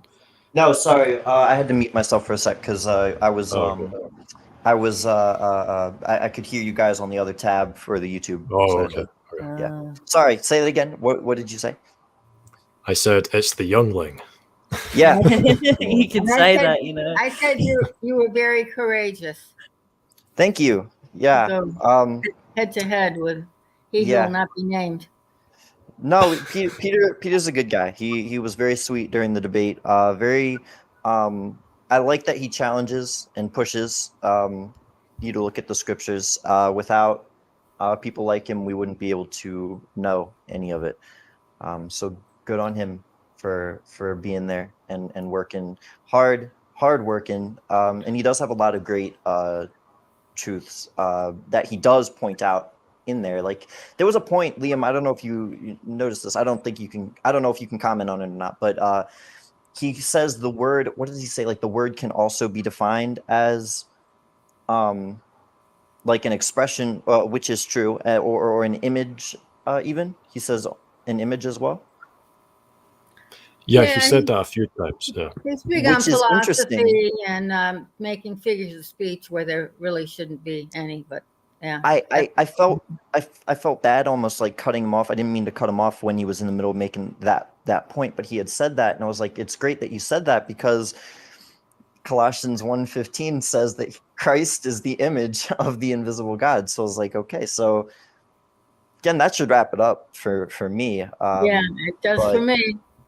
Yeah, I think you did really good, Stephen, especially when Peter phoned me about a week ago and he told me that you contacted him in order to debate him on this subject. I was like, that's a great idea because I want it to be just 2 people instead of like a whole group because it'll just turn into arguments, and it was probably a good idea that was cancelled.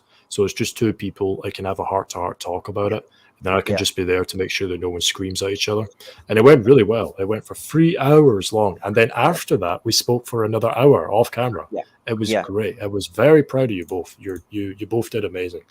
he was fantastic with some stuff that he mentioned after. It wasn't about the preexistence, but we talked great about the chronology, the timing of everything. God, it was so good. He is a fountain. He's like a fountain of truth. He'll list a lot of great facts. I just disagree with the conclusion that Christ didn't exist before his physical birth. Up until then, yeah, he's fantastic with most of what he says. It's just really spot on. So I've been speaking to quite a lot of people about it, and they all tell me that they're all edified by it from both sides, because I speak to a lot of people on both sides, and they both tell me, Liam, that was really good. I was very encouraged. I was edified by it, and that's really good. I want people to have that reaction. I'm not here. Obviously, one side is speaking the truth and one isn't. I just don't know what it is.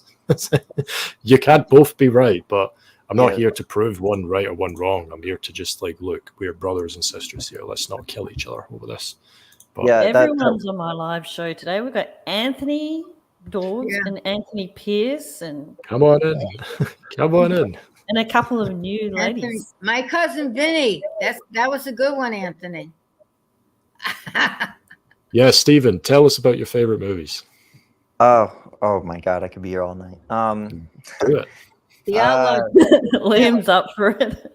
I'll say my favorite, and then I'll say, so my brother actually said something really great. He said that there's an objective greatest movie ever made, and then there is just his subjective favorite. He said his subjective favorite's Die Hard, just because it's awesome. My subjective, yeah, it's very entertaining. And my subjective favorite is definitely Back to the Future. I've always loved that movie. It's not super spiritual or anything like that, but just a great time. Yeah, and just structured. Michael J. Fox was so sweet in that movie, Yeah. I love Michael J. Fox. I love him. And every joke they make just lands perfectly. Like he trips Biff in the little in the diner, and Biff stands up, and you can just kind of see Michael J. Fox just oh my God. It's just so the little mannerisms throughout the movie are just so good. Fantastic. Yeah, and a lot of it takes place in the 50s, so again, the 50s 80s connection, it's really clever the way it was done. Yeah, and it in the finale is still perfect, pretty much to this day. You really can't find a flaw in it. Just that moment when the DeLorean hits, and you're just like, oh, it's going now, and you think, oh yeah, the movie's wrapping up. It's gonna have a nice, satisfying finale, and Doc Brown's like, yeah, and then he yeah, I have to see all three of those again because it's been a while. Yeah, it's been a while for me too. They're fantastic. They're just so entertaining. I would say the objective, probably greatest movie that mankind has ever put out would be. I have not seen that, Stephen. What's it about? Which one? The one that you're just mentioning. It is an objective greatest movie of all time. It is The Shawshank Redemption. Oh yeah, that's a really good. Yeah, that is a good pick. Yeah, The Escape. Yeah. Just one of the greatest movies ever put on screen. It's such a great parable for our allotment in Christ. We do escape. We do. It's just that's right. That would be a good one to see again now.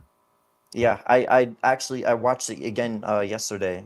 It's just it never gets old. It's a really good movie. I haven't watched it in many years, but it's a really good one. Yeah, I would say watch it again knowing the truth. It's just spot on with everything that it talks about in that movie. Thank you very much. Hey. Noise. Yeah. Make sure to like the video. I think she's from Texas. I think that's what she said. Nice. We love Texas. I love those huge barbecues and meats that you guys have there. It's great. And we had a Paula in who's new too. I don't know where she's from. I think she's from Holland, actually. Also, Anthony Pierce. I don't think I've seen him before. He might have came in I have before, plenty of times. He's come in plenty of times. Anthony's been in the truth for a long while. me and Seth, we went through a debate between Wes and Christian. We watched one yesterday, I think 5 a.m. Oh, yeah. It was very AK. entertaining. Mm. And I saw Anthony in the comment section there.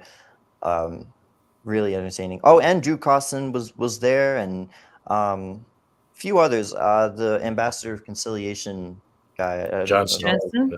Yeah. Yeah, he was in there too. Oh, awesome.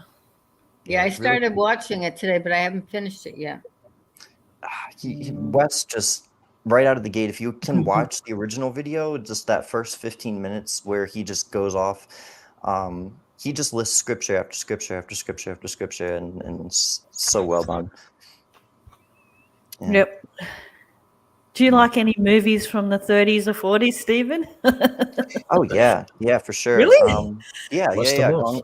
Gone with the Wind is one that just stands out to me every time I watch it. It's The like Wizard of Oz. The Wizard of Oz. Same year Yeah. as Gone with the Wind. We both love of The those. Wizard of Oz. And So I does just Martin. I love the spiritual in Wizard of Oz and the psychological in Gone with the Wind. Both are just really well written. What's your Goodness. favorite scene in The Wizard of Oz, Stephen? Ooh. I love Judy Garland's song, "The Somewhere Over the Rainbow." Really beautiful. Either that or that moment where where they see the wizard for the first time, and the wizard's just got this big 30s CGI looking head going on, and he's just got a lot to You remember when? talk down to people on. So the bit where the dog goes over to him, is that where the scene? No. that you're talking about? The first time you see Oh, him, the he looks first all time when they menacing first showed him. Yeah, and yeah. intense and serious, and then it really complements the second time where just dog just pulls the little curtain. Love that. Yeah, I love that bit too. There's King Kong. I think that's a really great Oh, movie. yeah. Yeah, just solid start to finish. That whole movie is. I'm not big on like monster movies, but watching it, I was like, damn, this is as good as, this is way better even than a lot of the monster movies they put out today, because they have this thing called a story going on, and Wow. it's like, So you're not big on Incredible Hulk or anything like that. say that again. You're not big on Incredible Hulk or anything like that. I like the Incredible Hulk. Like the old movie, the old show was really good in the 70s, the late 70s, I think. Really the fun. TV show. Yeah. Yeah, with Bill. Yeah. Bixby, Whatever his name was. Bill. Yeah. Yeah, something. Catherine, how about Australian movies? What are your favorite Australian movies? There are some good movies that come out of Australia. I'm trying to think of some of Australian movies right now. You've put me on the spot. Let me think about it, and I'll get back to you. What about that movie with the kangaroo that likes to box people? What's that called? Oh, Kangaroo Jack, I think is the name of the movie. Anthony, you have just listed one of my favorite movies of all time, Jurassic Park. I love that movie so much. Yeah, so much. I love it. Because they want to play God. That movie is fantastic because they spend very clever as well. It's not just a monster movie, because it is a monster movie, but it's very clever by the way that it does it too. Very good. We love Charlie and the Chocolate Factory. Yeah. Oh yeah, well the original. I love the Willy original. Wonka. Yeah. Yes, the original. Crocodile Dundee. That man was a national treasure. Oh, did any of? Okay, there's a really bad one. Did you guys ever see Tropic Thunder? Yes. I totally forgot about that. That is one of the funniest movies I've ever seen. Pump your brakes, kid. That man was a national treasure. Well, a lot of the Wes Anderson movies were really good. Yeah. I can't remember. He made so many of them in the 90s. Grand Budapest Hotel. Yes, that was one of them. And the Life Aquatic. Bill Murray was in a lot of them. Someone mentioned, I think it was Rodney Paris mentioned to me when I was down in Texas. He said that that Groundhog Day is one of the best movies that he's ever seen. Liam. I've seen that so many times. It's so That's good. not enough. That's enough.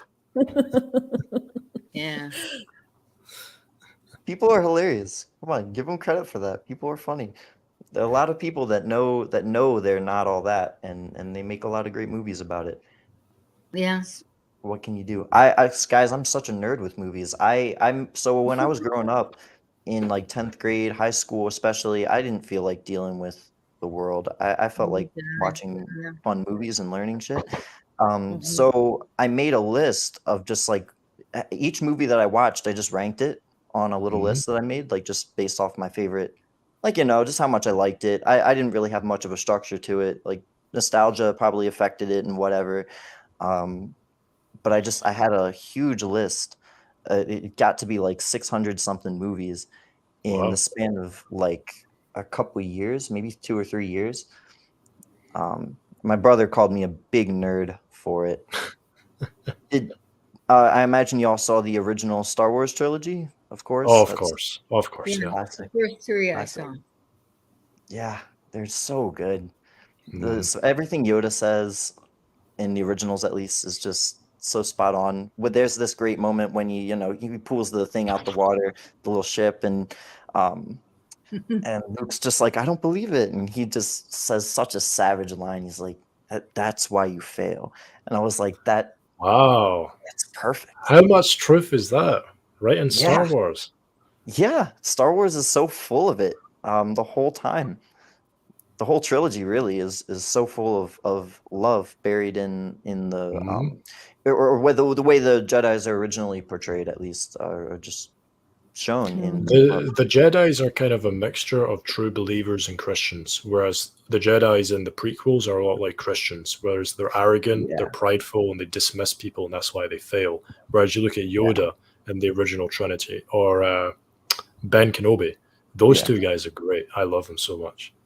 If you love the Star Wars trilogies, Liam, there was I will be honest with you, my least favorite movie of all time is Star Wars Episode 1, The Phantom Menace. Oh, okay. I can't with that movie. I can't stand it. And there's a great video that I've watched. I come back to from time to time just because it makes fun of it so perfectly, and it's a review by another YouTube channel. It's called Red Letter Media. Oh yeah. They go off on those movies in such a perfect way, and they just pretend to be stupid, but they break it down so well. Oh, Grease is a good one. God, what's that guy's face? John not Travolta. sing it. I might get in trouble. John Travolta, I've never liked him. He's a freaking kook. Yeah. He is Out of kooky. Africa was a good movie from the 80s. That was with Robert Redford and Meryl Which one? Streep. Out of Africa. The music, the background. Oh yeah, the music's so good. awesome. Every time I see it, I just cry. I start crying right from the beginning. And it's like a beautifully sad and romantic story, but the romance isn't the key thing, but it just runs through it. And the photography, Out of Africa was a good movie. So many in the 80s. Yeah. Oh, there was a great sad movie. So I did this with my ex, and you guys can call me a monster for doing this. She wanted to watch a movie with me. She knew I was a movie buff, and she just kind of let me pick random movies because I don't pick bad movies. I try to sit with who the person is and then find a good movie based off that. And what she said was that she wanted to watch a really fun, like uplifting, like funny movie. And so I was like, okay. So I picked My Girl. And it's beautiful because that most of that movie just seems so nice. I don't know if any of you have seen it, but what's it about? It sounds familiar. If you don't know what it's about, I'm not going to tell you. You have to see it yourself. Watch it. It's so heartwarming for like 3/4 of the movie. It's got Macaulay Culkin in it. It's got Dan Aykroyd. It's a very, very sweet movie. No, I haven't seen it. No. There's just a great end to it. It just builds to something, and then you rewatch the movie and you're like, oh, the whole movie was building to this in such a subtle and relaxing way, and it tells the story through the eyes of a kid trying to like Okay. understand what death is. Like her dad's works in a cemetery, or like works with dead bodies, and so she kind of grows up in this weird misunderstanding of what it is. And the movie's just so well done. If you've never seen it, you got to see it. It's so good, especially knowing the truth. I have a hard time finding some of these movies because I don't have expensive cable, and you can't rent movies anymore. The library is a source, but I didn't go to the library for 2 years because of COVID. You had to wear a mask or it was closed, and so I'm kind of down on libraries. But yeah, I miss video, stores where you can just go and rent anything. Like Blockbuster. Like Yeah. Blockbuster. I used to love going there as a kid. We used to have a huge place in Portland called Videoport, and when they shut down a few years ago, they had 18,000 videos and DVD. They had anything you can imagine, and they weren't a chain. And they gave them all to the library, and the library has them in some warehouse somewhere, So.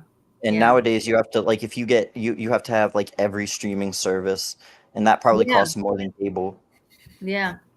It's just So wild. I mean, you can access some through YouTube, but not all of them. What do you guys think of? Okay, what do you all think of Pulp Fiction? I think it's a pretty good movie. I think they've got good chemistry. Yeah, it's pretty When good. I first saw it, I liked it. I don't think I want to see it again, but it was a good movie. Yeah, it's a good movie, but it's not his best. I'll just say that. Wow. I probably like it more than you guys do then. Because when I saw it, I rewatched it and I was like, wow, so this movie is just all about how the world is lost. Literally. The whole movie. That's true. Yeah. About them being lost the whole time. Like the whole conversation they have in like the first 10 minutes, like it's entertaining with we're gonna rob a bank or sorry, rob a restaurant, and like they're having a meaningless conversation about the type of food that you can get overseas and all that, but it's all about just they don't have anything. And the few times that they do quote scripture, it's not properly quoted. It's all kinds of disoriented, and it's just used to think they're badass, the whole time. Very weird, but I've always liked that movie for that reason. Quentin Tarantino. I'm pretty sure he's the director of that movie. I could be wrong, but yeah, he is. That guy makes some amazing movies. Yeah. That guy is a genius. He's the only director I think I've seen every movie that he's put out, just because he clearly has a love for his craft. What's your favorite actor, Stephen? Oh, I have two that I could never decide on. The first would be Heath Ledger. He was in The Dark Knight. He was in a lot of other movies that I can't say are my favorite, like 10 Reasons or whatever that movie was called. The Patriot as well. He was in that as well. He's a fantastic guy. Oh, and A Knight's Tale. That's a great spiritual movie. I love The Knight's Tale. It's called A Lance. Hello. Yeah, they're all really fun movies. But seeing him in The Dark Knight was just a cut above everything else that has ever come out. It's probably the best performance you could see in a movie. Either 10 him. Things. Yeah, 10 Things. 10 Things I Hate About You. Yep. Yeah. That one was good. Yeah, he's great. He's a great actor. Either him or the lady who plays Laura Palmer in Twin Peaks. I don't know that one. You're talking about the TV series? Yeah, well, it was a TV show, and then he made a movie, and the movie just captures. She is kind of forced to act when she was just supposed to play like a dead girl on the show, but in the movie, she has to portray essentially like every emotion of a traumatized girl, and it just is so well done the whole time. She just catches everything, every little subtle face movement that she makes just really contributes to her performance. Robin Williams is awesome. Yeah, Robin Williams is Looking he's just good, man. I really like that man. He was an actor, so he was good at his craft, but he really portrayed a certain kind of humor, and he was always very humorous with people. And I like that when someone comes at you with an approach of like a kind of humor, so it doesn't make the conversation anxious and things. He'll de-angstify you. I can't think of the word because I'm dumb, but he'll demystify the tension in the room with his humor, and I really like that. What is everyone's favorite animated movie? Ooh. I really like Up. I think that's a really good one. That's So good. Mm-hmm. I'm gonna say The Lion King, maybe. Lion King. Lion King. I can't blame you for that one. That's another spiritual movie. You know Very that spiritual. truth. Yeah. And that opening of like the first like 4 or 5 minutes, it's so cinematic. You're like, this is animated. That's crazy. That was supposed to be. I know that was their B animators too. Like it was their second class animators. Like they were working on Hercules and they thought that was the cool one, but The Lion King was just a cut above. Yeah. The Lion King's a really good movie. Obviously, it's just Hamlet, but The Lion King is it's very accessible. There's a lot of spiritual stuff in it, but there's also a lot to do with growing up. Like you're out into the wild with Timon and Pumbaa, and you can do whatever you want. Just there's no cares at all, Hakuna Matata. But then you have to grow up. You have to go back to the kingdom to defeat the evil king and reclaim your throne. It's just so intelligent the way that they do that. Yeah. It's just so well written. That whole story of just about coming into being an adult, and you can just see the contrast. Like the little can't wait to be king. He doesn't know anything. It's amazing. Yeah, that's a great one. Anthony was talking about Schindler's List and Saving Private Ryan. Those two movies are freaking masterpieces. I love those movies. Yeah. Mm. Spielberg's my favorite director. He just almost every movie he makes is really well done. The Indiana Jones trilogy, Jaws, Close Encounters, Close Encounters. just hit after hit, and Jurassic Park, of course, is the other one. E.T. as well. Yeah. How he puts out Jurassic Park and Schindler's List in like the same year? That's crazy. That's ridiculous. Yeah. I'm going to hand it over to my co-host while I'm away. I have the power. I would say. But I'm looking at the comments. I'm with Shawnette. Aladdin is also my favorite Disney movie, and I thought of it because you guys were talking about Robin Williams. It's like you can't tell what came first. Did that man make the script, or did he like? I don't. It's so amazing. I think he might have improv'd a lot of the lines there, but I don't know if this is true or not. But I wouldn't be surprised if he improv'd a lot of the lines. Well, that was a very funny man. Yeah, that was his whole ability. I mean, he started off as a stand-up comic in free form. Just he was like a speed freak for a lot of years when he was on stage, and then he did some good acting too. He made some good movies, and then he died. Yeah, he killed himself. Yeah. And then we all died. I was just thinking of the Bible. He lived for 60 years and then he died. And that's where we're all going. And that's why I like the old movies. I recently saw It's a Mad, Mad, Mad, Mad World from 1963, and they're all like the greatest of comedians. I mean, everybody's in it, from Milton Berle, Jack Benny, and at the end I just cried because, well, for one thing, it's a funny ending. They were all in a big accident. They ended up in the hospital, and Ethel Merman comes in and she trips on a banana and falls, and they were like, at death's door, but they all started laughing, and I'm there crying because I don't know, I just loved those old comedians, and they're all dead, and so it was. I went out with a guy that once that he liked to really watch old movies because he just marveled at the fact that all those people he was seeing on film, they're all dead. Mm-hmm. But, yeah, a lot of the older movies you can appreciate because they took a lot of effort to make, like practical effects and things like that. So they don't just rely on CGI, things like that. So when you're watching a monster movie like King Kong or Godzilla back in the 50s or the 30s, they had to do like miniatures or clay and things like that and stop motion. So it took a lot of time to make that. Yeah. It was so methodical and careful because, again, they gave a shit. Nowadays, you can just CGI the monster. It's not the same. They can CGI reality. How much that we see on the news is really CGI. Our whole world is fake these days. Yeah, it's all a show. Yeah. What about did any of you see The Graduate?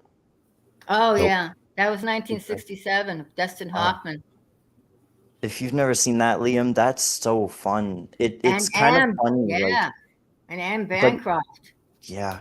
It just builds, again, just in this really weird way. Like the first two acts, you think it's going one way, and then the third act is completely opposite where you thought it was going to go. And the ending is really poignant too. Like the last shot. If you saw that, you got to text me about it because that movie kind of like disguises itself. Like it seems like it's a comedy, but it's really not.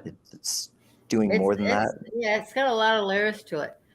Yeah. Who directed that? I can't remember who directed that, but I don't remember. it was really good. And Mel Brooks' wife played Mrs. Robinson. Anne Bancroft was married to Mel Brooks until she died. Oh. Yeah. Liam, if you like Tropic Thunder, did you see Blazing Saddles? Oh, I love that movie. I just saw that again. I've never seen it. Don, I'm so glad you saw that. That movie's so bad. It's so bad, but it's so good. He insults everybody, and he can never, and I watched it. I was surprised that they didn't take out part of the movie because that he insults Jews. He calls black people niggers. Gays, the gamer word. It's so bad. Scene with the song and dance with the fight, the Cowboys fight comes into the song and dance routine. It's just it's terrific. It's a classic. It's so bad, but it's so good. And that's the best way you could handle racism. Just make fun of it. Yes. And well, look at what one of his movies even before that, The Producers, which was like a great.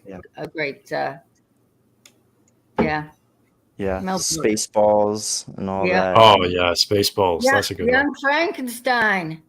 We have to comb the desert. Yeah, he brings out a huge comb and he's just like, where are we in the movie? We are now. We're now. What do you mean now? It's happening right now. What is happening here is happening in the movie. This is. I'm gonna go get my third cup of coffee. Wow, that's a lot of coffee. I think I'm gonna maybe settle myself down for the night. Too much movie excitement.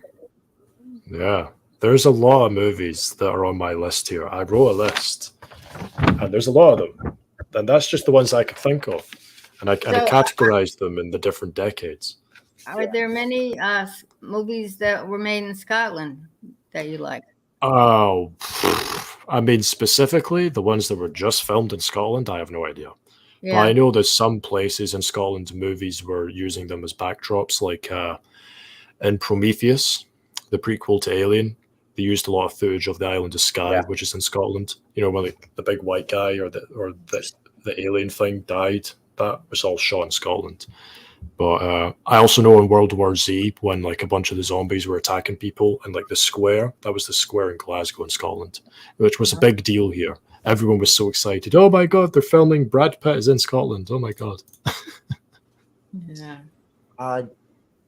Donna, you like older movies. Did you see Doctor Strangelove? Yeah, that's Yes, we were just speaking about talking that. about that.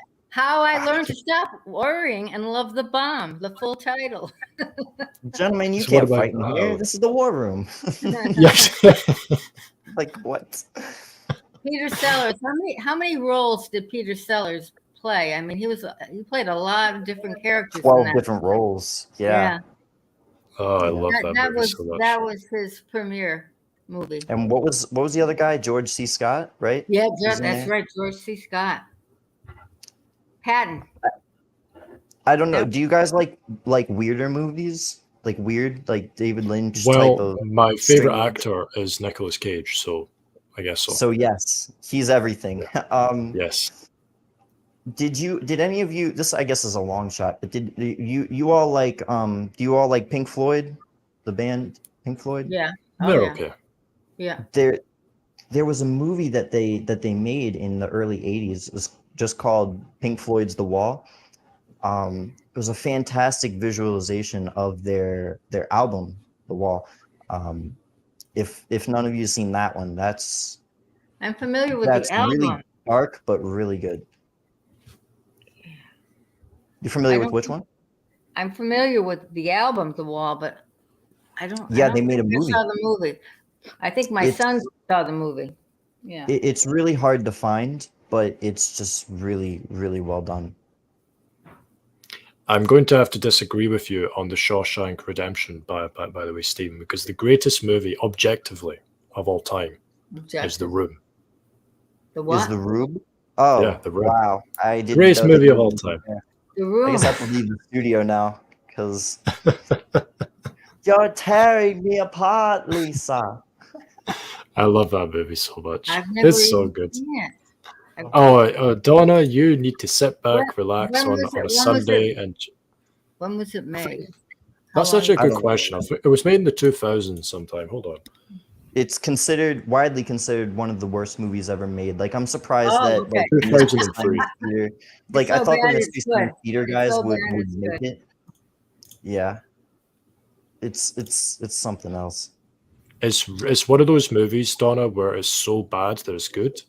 It's Yeah, just, I know awful. those movies. but it's really, really funny. Like unintentionally, really, really, really funny. It's just Mystery, a candidate for Mystery Science Theater. yes, 100%. The oh my god, all of those, the Manos, the Hands of Fate one, where they just every scene of this movie looks like someone's last known photograph. It's just perfect. What do you all think of David Fincher, the director? He did Fincher. What do you Let's Fight see think? what Club and Panic Room and Zodiac. Definitely more on the psychological thriller side of things. Yeah. Yeah, I'm so not Fight familiar with Club, the- Zodiac is a great movie. I love that movie. That's a dark movie, but I love that one too. I think I saw that. Yeah, It's that's a tough. really It's good tough movie. to watch, but Mhm. yeah, really, really well done. Also, The It was- Game is a good one. The Social Network, that's pretty Social good. Network. Oh my god, you because all I had known Andrew Garfield for was the terrible version of Spider-Man, and I was like, oh wait, he's in this movie. I don't know, and then he blew me away. It's so fun. I know. Spider-Man was only good when Tobey Maguire was playing him, as far as I'm concerned. Toby was the It's best. the best, hands down. I don't care if someone wants to argue me that Tom Holland is the best one, because he's not. He's rubbish. Tobey I didn't- Maguire is the best. I Yeah, didn't Tobey see any of Maguire. the later variations. Yeah. I can watch the Tom Holland one. I can live with it, but really Tobey Maguire is where it's at, especially the second one that he did. Where that was It's also about missing a lot of the heart. Like the new Spider-Man movies, it's missing the heart. It needs the Yeah. heart, and that's what it's missing. Yeah, the whole A point of lot of Spider-Man the is sequels a lot of the sequels, they run out of the heart. yeah. Yeah. Sam Raimi, he didn't have any like strings attached. He could just tell a story, and he could just dive into any of the comics he wanted. And I kind of feel bad for him because they kind of forced him to put Venom in the third one, and he didn't get the character. He did not want to do that at all. He just wanted to focus on the Sandman. And what are you gonna do? Again, he was stuck in between a rock and a hard place. Mm. There was another great movie he did. It was called A Simple Plan. If any of you have ever seen that, it's just about three guys in a small town, and they're going hunting one day, and they're in the woods, and they find a plane, like an old drug dealer, and in that plane is over $4 million, and the movie gets very intense very quickly because, of course, three guys who have no expectation find $4 million. And I think I've seen it actually. I've seen something similar to it. If it's not that, it's so wild. It gets wild because it builds, and the most of the movie you're just filled with this dread. You know things are going to go wrong, but you don't know how exactly. Because one of the guys just has a mouth and he wants to keep talking and gloating a little bit. And yeah, I think I've seen it, and it's quite good, isn't it? It's a good movie. Oh yeah. Sam Raimi just knows how to build. He used what he got in The Evil Dead and just made this psychological thriller type of thing. It's so good. Liam wants to watch it now, I think. If you've never seen that, Liam, let me know on that one too. Have you ever watched Frozen, a movie in 2010? Have you ever watched that? Sort of. Unfortunately. Oh, that movie. It's really funny, but it's also terrifying when that guy falls down, he breaks his leg, and he gets like eaten alive by wolves. That's kind of That's terrible.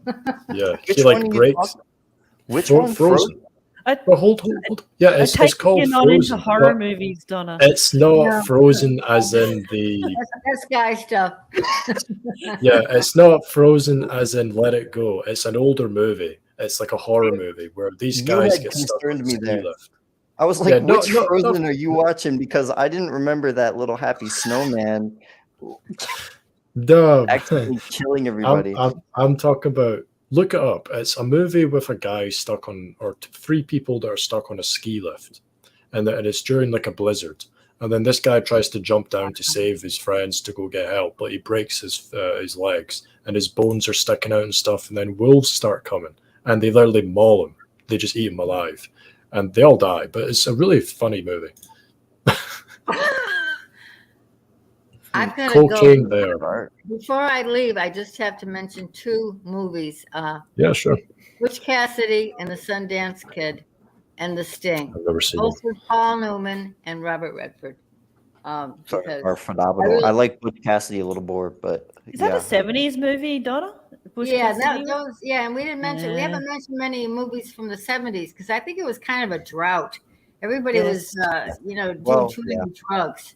It was dark. Well, some pretty good movies came out. You got Jaws, The Godfather, Rocky, The Exorcist, Close Encounters. Oh, you get a whole list there. Yeah. Alien, Star Wars, Monty Python, Quest for the Holy Grail, Escape from Alcatraz. Some pretty good ones. I love the one in Monty Python when they meet the Black Knight or something, and tis but a flesh wound. You shall not pass. Oh yeah, tis but a flesh wound. Flesh wound, your arms off. That's great. Oh god, and it's I so still like the coconut scene though, Stephen. Yeah, when they just. Oh god, it's so funny. Yep. Did any of you? So I watched this movie one time. But it was probably one of the best expositional movies I've ever seen. It was 12 Angry Men. Oh yeah, came out in the 50s. I think. I've seen that. I think a couple times. Henry Fonda was in it. Yeah, the actors in it. every actor does it so well, and Yeah. and yeah, they just really capture that human. Uh, they're unsure. I don't know what the word for it would be. They not anxiety, um, cautiousness. Like they all come to the slow realization that like yeah, another guy's life is in our hands right now, Yeah. and it just It's it very they when they start to realize thoughtful. that it's It's great. a very thoughtful movie. That reminds me of another good black and white movie, which is like one of my favorite. I cry a lot in this movie. To Kill a Mockingbird, with Gregory Yeah. Peck and those Yeah. kids and the Mhm. story. Mhm. And Boo Radley, that was the first movie that Robert Duvall ever made, and he didn't say a word in it. Yeah. So good. That was really sweet. Yeah, because we had to read the book when I was in, I think, ninth grade, and I Mhm. loved the book. And they did such a good adaptation. Usually they don't. You know, when you've read the book and you've loved the book, the movie never measures up. But that movie Yeah. did. Yeah. Yeah. And he was, I mean, he was like the good father. Yeah. What a There's a righteous. movie that makes me cry a lot, and it's Lilo and Stitch. Oh, yeah. That movie gets me a lot of the time. And I didn't see Really that. sad. I remember when it came out, but I didn't see it. Oh, I would highly recommend. I have the little guy on my keychain. Yeah, yeah. No. He's a little troublemaker, but he's it's a whole story about love, literally about love, and that's all it comes down to at the end. It's just really, really great movie. Really sad, but again, it covered a lot of mature themes for an animated kids movie.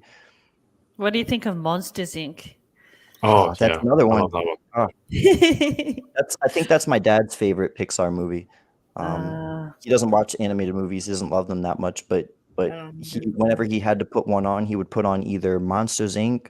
or Shrek, and he would Oh, just don't Shrek even was- say it. Shrek is the greatest movie of all time, hands down. I don't Yeah. want any debates. I I will wonder debate why. anyone on that. Yeah. Shrek is full of love. That movie is full of love too. It's Yeah. funny. Really It's ironic, I guess, intelligent. that it's made fun Really of intelligent. today. Yeah. Yeah. Oh yeah. It's just the whole time. There's a great scene. I'm obsessed with Monsters Inc. But I would say that I mean, sorry, Monsters Inc. Shrek. There's a great scene where there's like a little sad song or like a little love song, I guess, that's playing. I learned the name of the song was My Little Monster, and it's with Shrek and Fiona falling in love throughout the whole like it's like a little transitional scene. It's very pretty the way that they show it off. They managed to use like pop culture songs really well in that movie too. Just really well written. Yeah, it kind of was a satire of the whole Disney genre thing, fairy tale stuff. The first Shrek and the second Shrek are masterpieces. And I'm actually going to take it back. Screw The Lion King. Shrek is the best animated film of all time. Much And I prefer will Shrek. fight people, and I will fight people on that. Yeah, it's just so good, and people don't talk about it because they like want to make the joke about like the Shrek meme or something. No, that movie is really well done. There's a reason why people meme on Shrek to this day, like 20 years later. It's because it's a really good movie, really good Yeah. characters, and really good movie. It has the truth in it. It has the Yeah. truth. What's that other one with the yellow little guys and then like Oh, Pokemon. the Minions? yeah. Yeah, I can't do the minions. yeah, They're no, cute though. no. They're You have cute, to but they admit. act like little babies. I can't. They freak me out a little bit. I'm not gonna lie. If we want to talk about cute little critters that are monsters, we should be talking about the Gremlins. Okay, Gremlin. they're the good ones. The Gremlins. Gremlins movie? Yes. Awesome. That's such a weird movie too, because I whenever I watch it and go back to it, I'm like, how is this movie any good at all? Because it has no right to be. I like it. The whole like the themes are ridiculous. There's no real theme. There's no like it randomly gets dark like halfway through. Like it starts off with like silly monsters being a mess, and then becomes like my father was climbing down a chimney and we left the furnace going. Like it just randomly gets really dark for no reason halfway through. and then goes back Liam. to being a normal horror movies. Freaking true, by the way. The Teletubbies are nightmare fuel. What the hell? Teletubbies? Oh yeah, what's its name? Poe and Tinky Winky. What a pedo name, Tinky Winky. Yeah. Why the hell It's would you call weird, something you know? that? Hey Yeah. guys, I have to go. Have fun with the rest of your Okay, Donna. movies, and it was great coming in with you. So Love you, Donna. Thank you. Sure, I Yeah. love meeting fellow Yeah. movie nerds. Love it. yes. Thank you, Stephen and Catherine and Liam. Bye. See you later, Donna. I all love it, Donna. What Speaking what, about the Teletubbies, they're terrifying. Terrifying. what do you all think? There was a movie that I guess has gone down in my opinion of it over time, and I might be hated for this, but I rewatched Top Gun, and Mhm. I didn't love it. I tried, but it just had like 20 minutes of just take my breath away playing, and I think it tried I've really never hard. watched the original one. I've never watched the original one. I don't. It's not that it's a bad movie. It's just airplanes is just not kind of like my thing. Whereas the people who do like it obviously say it's a great movie, and I'm sure that it is. It's a great soundtrack. It's an 80s movie or something. Yeah, It's a great movie, it's but it's not just bad. I don't It's really just- like it. Yeah, I don't know. Wasn't for me either. Did you? Okay, so there's a great movie that comes at Christianity really well. There are actually two great movies. One is a little more on the comedy satire side, and it's called Saved. Never seen it. It's about this girl that's like in this preppy private Christian school place, and it goes really hard on the hypocrisy of what's going on there, and it drives such a fine line between atheism and Christianity, so much so that I would almost argue that that's just a movie made for us to spot. But this girl, she finds out that her boyfriend is secretly gay, and so she tries to fuck him to bring him to knowledge. She thinks that if she gives it up, maybe he'll be saved, and she gets pregnant in the process, and she gets really hit with that hypocrisy of how people treat her afterwards, even though they all say like, we love you, we're your family and friends. And there's a great moment in the middle of the movie when she just comes to this realization, like she's standing in front of the church, and she like looks up at the Jesus statue that's like right there on front of the church, and she starts like saying a few little cuss words. She goes, hell, damn, shit. And she just like she kind of, and she's crying while she says it, because she's pushing and seeing like what happens, what's so wrong about what I think is wrong. It's just really well written, well structured story as well. There's another great moment. I'm glad you mentioned The Exorcist. These characters think that she's possessed at one point, and they like try to pull her into a van and try to exorcise her, and the Exorcist music starts playing. Really, really good movie, and that also has Macaulay Culkin in it. Fun Yeah. fact about him in the movie Home Alone, the second name of the family is McAllister. It's the same as my name. Yeah. Yeah. I think of that when I talk to him, like, Liam McAllister. Well, now I call you Liam Christ, but I forget everyone's last names now. But yeah, that's another great one. Yep. I actually like the second one, the one with Donald Trump in it. I think it's a good movie. It's not as good as the first one, but it's still good. Yeah, I'm in agreement with you. That's the third one's where I hop off the train there. Yeah. That's a train wreck. But the first two are the classics. The other Christian movie that just comes at Christianity really well, if you guys have ever seen it, is Book of Eli with Denzel Washington. I've watched it, but this was years and years and years ago. It's the blind guy, right? Yeah, and he Yeah. just spends the whole movie walking by faith, and of course the Christians are the people that want to get him and use it for their own purposes. They see it as a thing of power, not as something that is just true. Really, really well told story as well. Another movie that's kind of a Christian-y kind of movie that Anthony Pierce just said is Risen. And I watched that when I was a Christian many years ago. It is a pretty good movie. I do like it. If you've not seen it, it's Risen it takes place during the resurrection of Jesus. And it's from the perspective of the Roman centurion. And he's hunting after the disciples. And then he sees Jesus being in the little hut with Thomas, who's doubting him. And he says, "Look into my hands," and so on. And then he sees Jesus and he's like, "What the hell? You're dead." It's like, oh my God. It's actually a pretty good movie. I'm going to have to write that down. Yeah, Risen. Yeah. It's a good movie. I'll let you guys talk about movies because I am not a movie talker. You probably noticed. I love movies. Movies are so entertaining. They pass the time for me. It's something God gave to keep me calm in this current wicked beyond. Yeah, if you I've said this to people before, but if you spend too much time in the scriptures and making videos or doing whatever for the evangel, you will go crazy. Like it's just, you will go crazy. So you need time to just watch a movie or to go to the gym or go to work or school or college or go date a girl or something. You need something to just keep your mind off of this. You can't do this 24/7 or you will go crazy. Yeah. What about Prince of Egypt? Have any of you seen Prince of Egypt? Is that the animated one? Yeah. Yeah, I've seen it. It's good. It's not very scripturally accurate. I would always recommend watching it and then going and reading the God's telling of the story. But that's still there's some great animation in there. When you see everything get turned to blood in Egypt.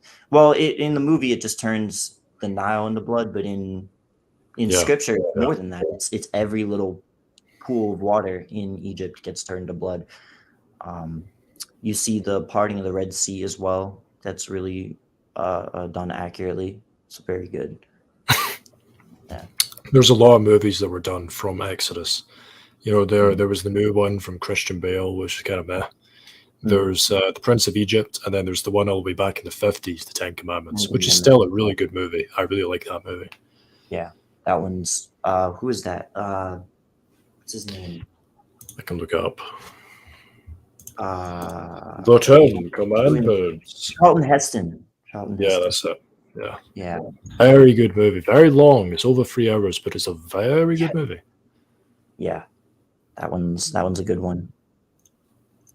What about I'm just looking at my movies here. Did you all ever see When Harry Met Sally? That's Yes, I have. That movie's filled with love. It's so funny. Remembering something in it. That's why I'm laughing. Yeah. But every scene really, just Billy Crystal, that one and City Slickers, both of those are fantastic movies that Billy Crystal did. Just comments on life. He doesn't go too hard into scripture or anything, but you get to just see the love in those as well. Was Meg Ryan in Harry Met Sally? I think that is either that or Sleepless in Seattle, but maybe oh, both. My dad's a big Meg Ryan fan. I don't know why, but no, yeah. No, I mean, I can't blame him. She's beautiful and she can act. It's really well done. Mm-hmm. Here, did y'all ever see Speed? Speed? Speed. Is that about cars? No, it's about drugs. So a terrorist is coming after a cop, and he's mad because this cop foiled his plan or something in the first half hour of the movie, and so the terrorist says, "Here's a challenge for you. There's a bomb on a bus. When that bus goes on the highway and goes over 50 miles an hour, the bomb is set. And if it goes back under 50 miles an hour, the bomb will go off. If you don't give me my money by X amount of time, we're going to, the bomb will blow up. I'll blow it up manually." So this bus has to stay at 50 miles an hour, over 50 miles an hour, and keep going. And of course, they run into all the problems: the gas, the traffic, the road that they're on. All of it is just it escalates and keeps escalating. When you just don't want, the moment that you think like, oh, this couldn't possibly get any crazier, it gets crazier. Really energetic movie for sure. Have you watched The Thing? Yes, yeah, that's a movie. That's such a good movie. It's so intelligent, and no one appreciated it when it came out. Everyone was like, "Oh, this is a stupid movie." But over the years, when it came out on VHS and stuff, it started to be, "Oh, this movie's actually really good." Yeah. So, because the more you get into it, the more or even the concept of it, you're just like, "Oh wow, this just gets more and more depressing." Even it's like seeing the dog at the start of the movie. Now it changes everything. My whole perspective of the movie. That's a weird one. yeah, it's really good, especially when it's in an enclosed space in the Arctic, and anyone can be the alien, and you don't know who it is. It's such a genius idea, but it's so simple at the same time. Such a simple and a genius idea. And that moment where they're all like testing the blood to see like who it could be. Such a good one. We should do one, but it will be Who's the Christian Among Us? Okay, I quote this one all the time. You all have seen This Is Spinal Tap? I've heard of it, but I've not seen it. That's the guy that made like The Princess Bride, and I think he also made When Harry Met Sally. He just makes classics, but This Is Spinal Tap is a mockumentary, so well done. He just goes off about it. It's all improv. He's wondering what I'm doing. You're doing hand signs, Catherine? We've got 10 people watching. Oh, we've got 10 people. Make sure to like the live show, guys. Make sure to like it. Yes. And type in chat what your favorite movies are. And if you want to come in, feel free to come Yes, in and tell us free what your to come favorite in. movie is Because using the Liam's voice. quite happy to be here for 4 hours. Oh yeah, I totally will stay up for another 2 hours, guys. I've done it before, and that was on the Snatching Away. So the movies and Snatching Away are on the same level, apparently. I guess so. Anything Alfred Hitchcock does is really good. Psycho is one of the greatest movies I've ever watched. I've seen that. That's dark. It's darker than it should be, and it's the 60s too. The fact that it still freaks me out today is really cool. That and Vertigo. Vertigo is okay. I didn't like it as much as a lot of people do, but I like it. North by Northwest is a really good one. That's a whole adventure. Is that an old one, North by Northwest? Yeah, I think like late 50s, maybe early 50s. Is that got Gregory Peck in it? I think so. Is that the guy from It's a Wonderful Life? I don't know. Norman says The Sound of Music with Julie Andrews. I think that was one of my grandmother's favorite movies. It's not to call you old, Norman, but that's just one. Oh no, It's a Wonderful Life. I wonder if Norm can come in for like 2 minutes or 5 minutes or something. 15 minutes, Norman. Just go for a smoke. Only going to be 15 minutes, and then it's like an hour and a half. We love you, Norm. Yeah. Yeah, there's so many movies, man. It's ridiculous. Like Evil Dead 2 or American Werewolf in London. Oh, that is such a good movie. That movie was weird. That was such a weird good movie, though. Really, really good. Have you guys seen Teen Wolf? I've heard of it, yeah. Isn't that Michael J. Michael J. Fox. Fox? Yeah. Yeah. I love Michael J. Fox. Yeah, he's hilarious in that.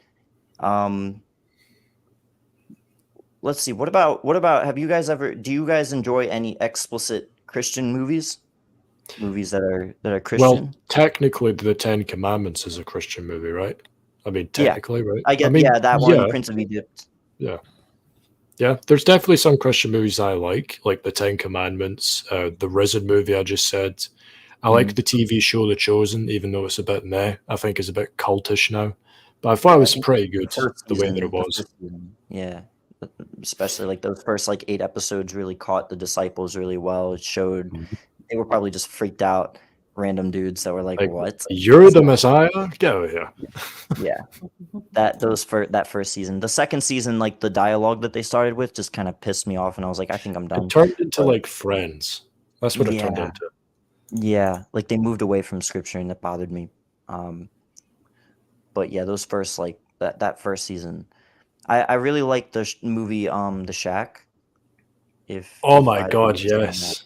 Even though That- that there's Trinity stuff in it, it's a really good movie. And also Yeah. the novel's good too. Well, I've Yeah. not read it, but it's very good. that moment when he has to play judge, and Yes. she made even though they like pretend there's heaven and hell in that movie, like they set it up so well that like they even call out hell in that idea. Like, this is just such a stupid idea. Like, one of your kids goes to heaven and the other goes to hell. And then she says, you have to choose which one goes to heaven and which one goes to hell. And he's like, I can't choose that. Well, someone has to go. Fine then, I'll go to hell. I will go to hell. My children can go to heaven. And then she goes, see, now you understand. Now you understand. That's just, it's so good. You understand God's love. It's so well done. And he spends the movie asking very normal questions, but it keeps it rooted in scripture. Like, there was that great scene in the garden where, you know, the Holy Spirit, whatever that was asking, like, you know, what do you think is something that hurts you personally? And he was like, yeah, no, like, if it's just something that you know, hurt, or sorry, she said you think this flower, because like it was poisonous or something to him, could hurt you.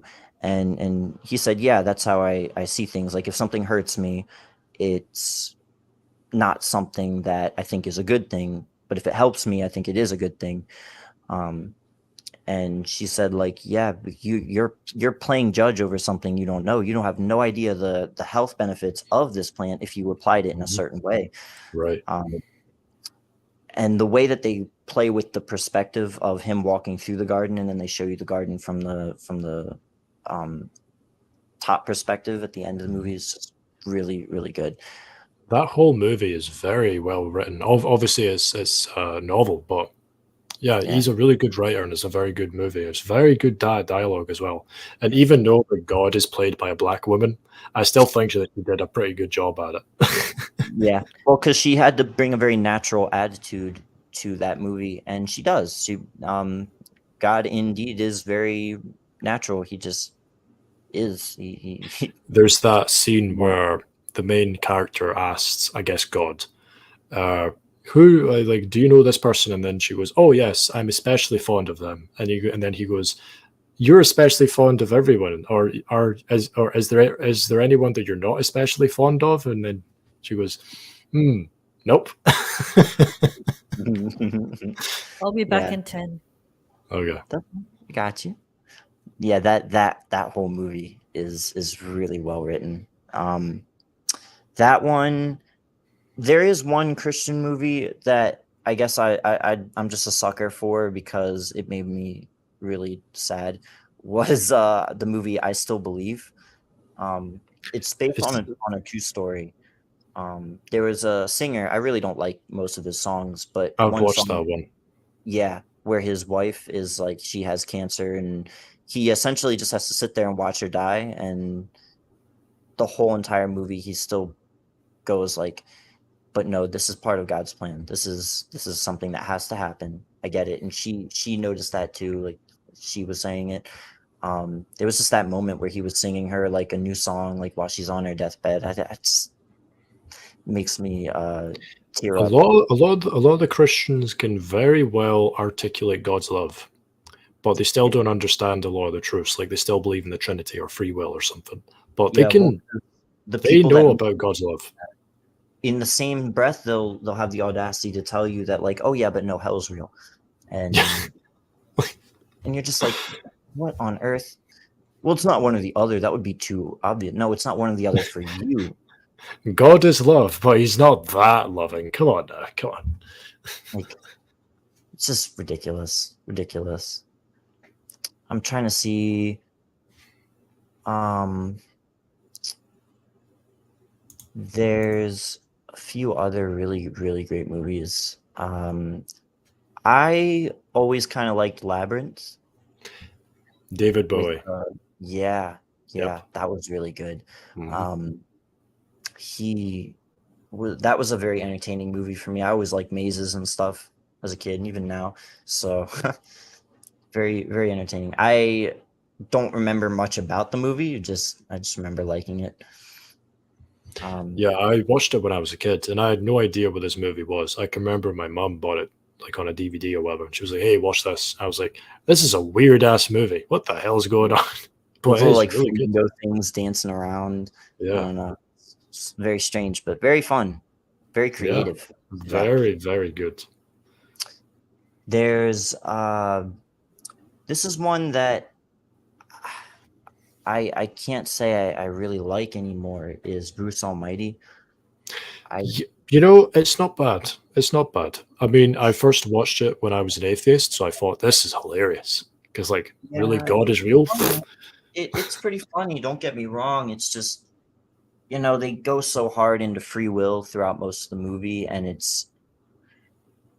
that kind of does it for me. That really takes me out of the experience. Well, Especially the thing is, when an atheist will go after God, he'll always go after the Christian God or the Christian's view of God. So they don't really go after the real God. So they're going after hell, and they're thinking, "What a stupid idea is that?" And I agree with them, but they don't understand the real God, which is what pisses me off. Yeah, it's a shame. I would say, okay, look, we're gonna have a real moment here, Liam. This will define the rest of this discussion. You have to tell me that you enjoy the 2 Scooby-Doo live action movies. I'm not going to say my answer, but what do you think? I think that's one of those movies that are, again, so bad they're good. And I just love everything about it because of that. I grew up with the cartoons, and I love the cartoons unironically, but the movies, they're so stupid. And Like Scoob, oh man.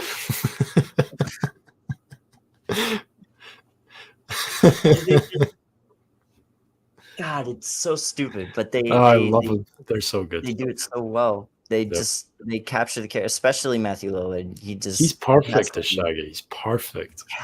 Yeah. Every scene that he's in, Scooby, raise your right paw. No, your other paw. Like, man, Scooby, I can't eat another Scooby snack, man. Yeah, it's so stupid, and they make fun of it. The only downside, of course, is that they have like real monsters. Of course, it's never a real monster, but still very fun nonetheless. And it's James Gunn. I didn't know this, but it's James Gunn that actually wrote those. Wow, that's the guy from Guardians of the Galaxy, right? Mm-hmm. Well, speaking of those 2 movies, I haven't seen the third one, but I like the first 2 a lot, especially the second one. Goes into they're pretty good, John. Yeah, goes into their characters a lot more than the first one. The first one kind of just is jokes, and a lot of jokes. It's one of the first movies in the Marvel thing to do that, which is why I didn't mind it when I saw it. I still really don't. Most of the jokes still really land, but the second one really has a lot of heart, a lot more heart to it. And just makes you care about the characters a lot more than that first one. I think the Guardians of the Galaxy was pretty good for a Marvel movie, because usually Marvel movies are just tongue-in-cheek. Oh, let's crack a couple jokes, then we'll throw in some CGI and then call it a day. But Guardians of the Galaxy was pretty good, and the raccoon is okay. I don't really like the raccoon because he looks kind of weird, and I'm a big fan of raccoons. So he's a trash panda, right? Panda. The thing about the Marvel movies, I can't do them anymore. I used to enjoy them. I guess that for the older ones, I don't mind. Like the Iron Man, I think that first one that they did was really solid with Robert Downey Jr. is just perfect in that role. I didn't mind the Ed Norton Incredible Hulk. It could have been way better, but How difficult is it to make a Hulk movie? I mean, really? like you guys didn't even realize it, and they tried to like make him like if they had framed it like a monster movie, like if they had stuck with that monster movie idea that they had in like the first like 20 minutes or so, that could have been one of the most unique movies in the Marvel universe that they did. It could have just make it suspenseful that he shows up. Don't just show us like the monster in 20 minutes and then because then what? Like the people not learn from Jaws? Like that's the whole point of a monster movie. You don't show the monster immediately. You let people get freaked out, but it just ends in this big CGI. They also did this thing in the MCU where they basically just cucked the Hulk, where he's just a little bitch now. And you see it in the modern movies where he's got a suit and tie and he's like got a wife and a son. I'm like, what the hell? Yeah, it's just so weird, isn't it? Like they stopped caring about that character completely.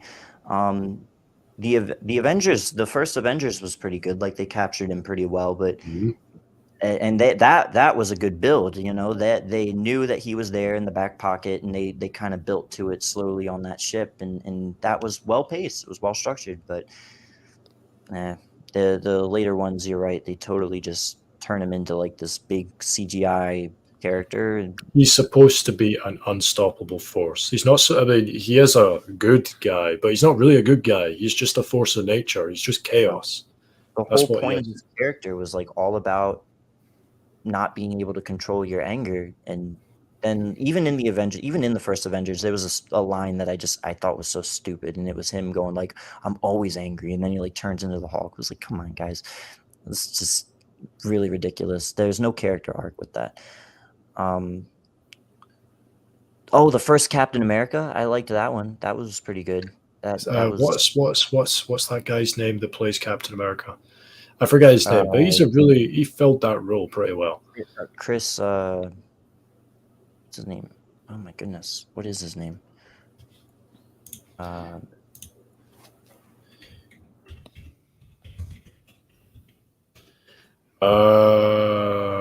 Shit. Where is he? Captain America actor. Chris Evans. Chris Evans. Yeah, Chris Evans is really really good in that role. Yeah. There's him. I'm on a coffee high. Buzz. This is a long shot, but have either of you seen Scott Pilgrim? Scott Pilgrim versus the World? You know, my friend got me to watch about half of it when we were in high school. So I've watched about half of it, yeah. That movie, if you watch that again, knowing the truth, it's so spiritual.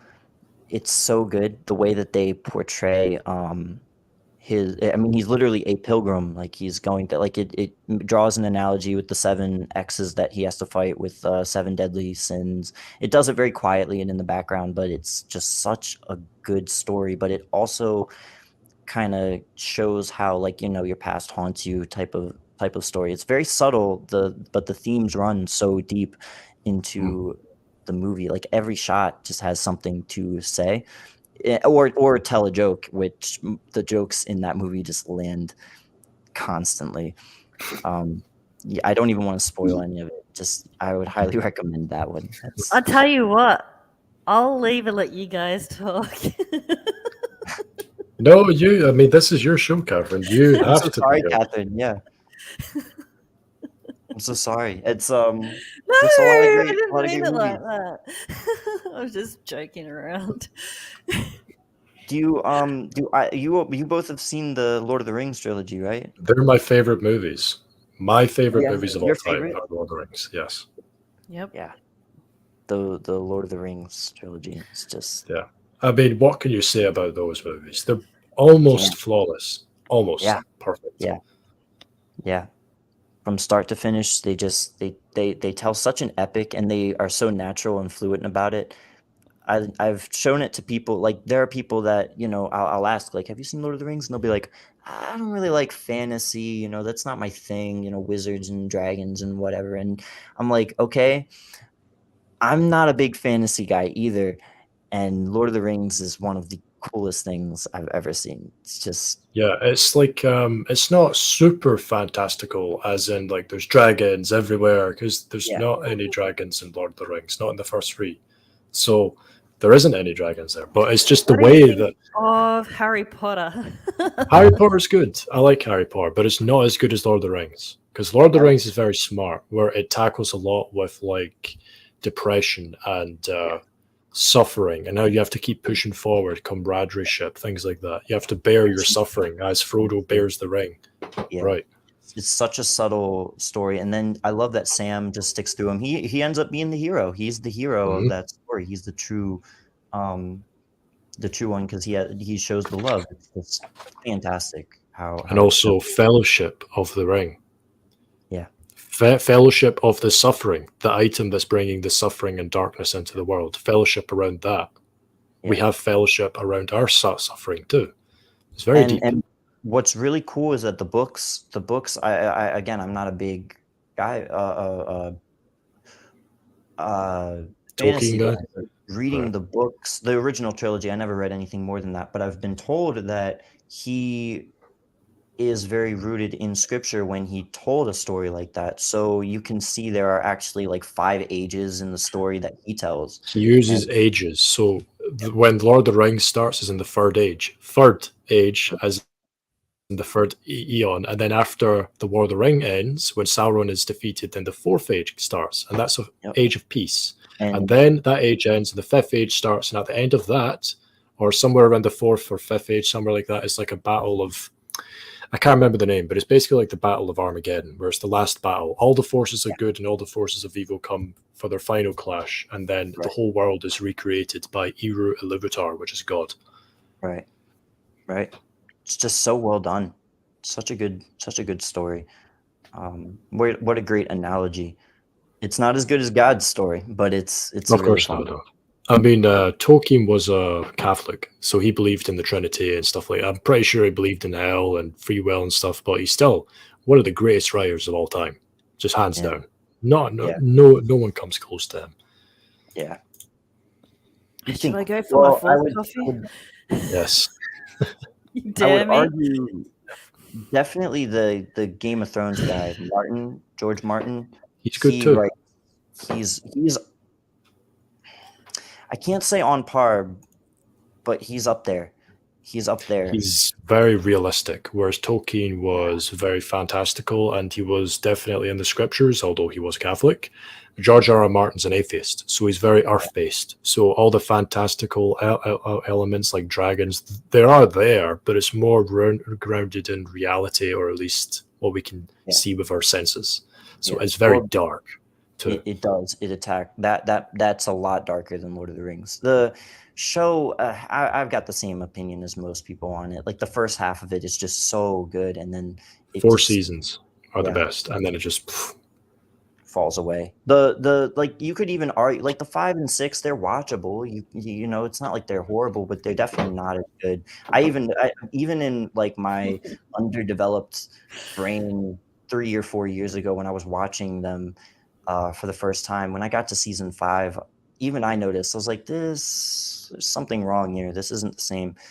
And then season 8, like it's like they completely forgot all of the themes that they were going for. Like what did they do with that movie? Let's shoot the final scene of the battle.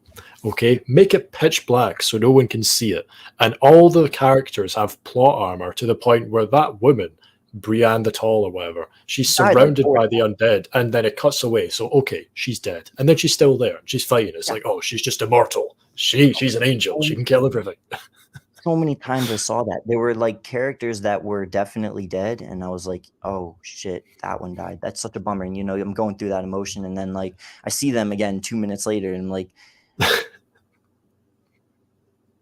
is that an editing mistake? What happened there? And I'm going through it in my head. No. That season was so bad that I wanted the Night King to win.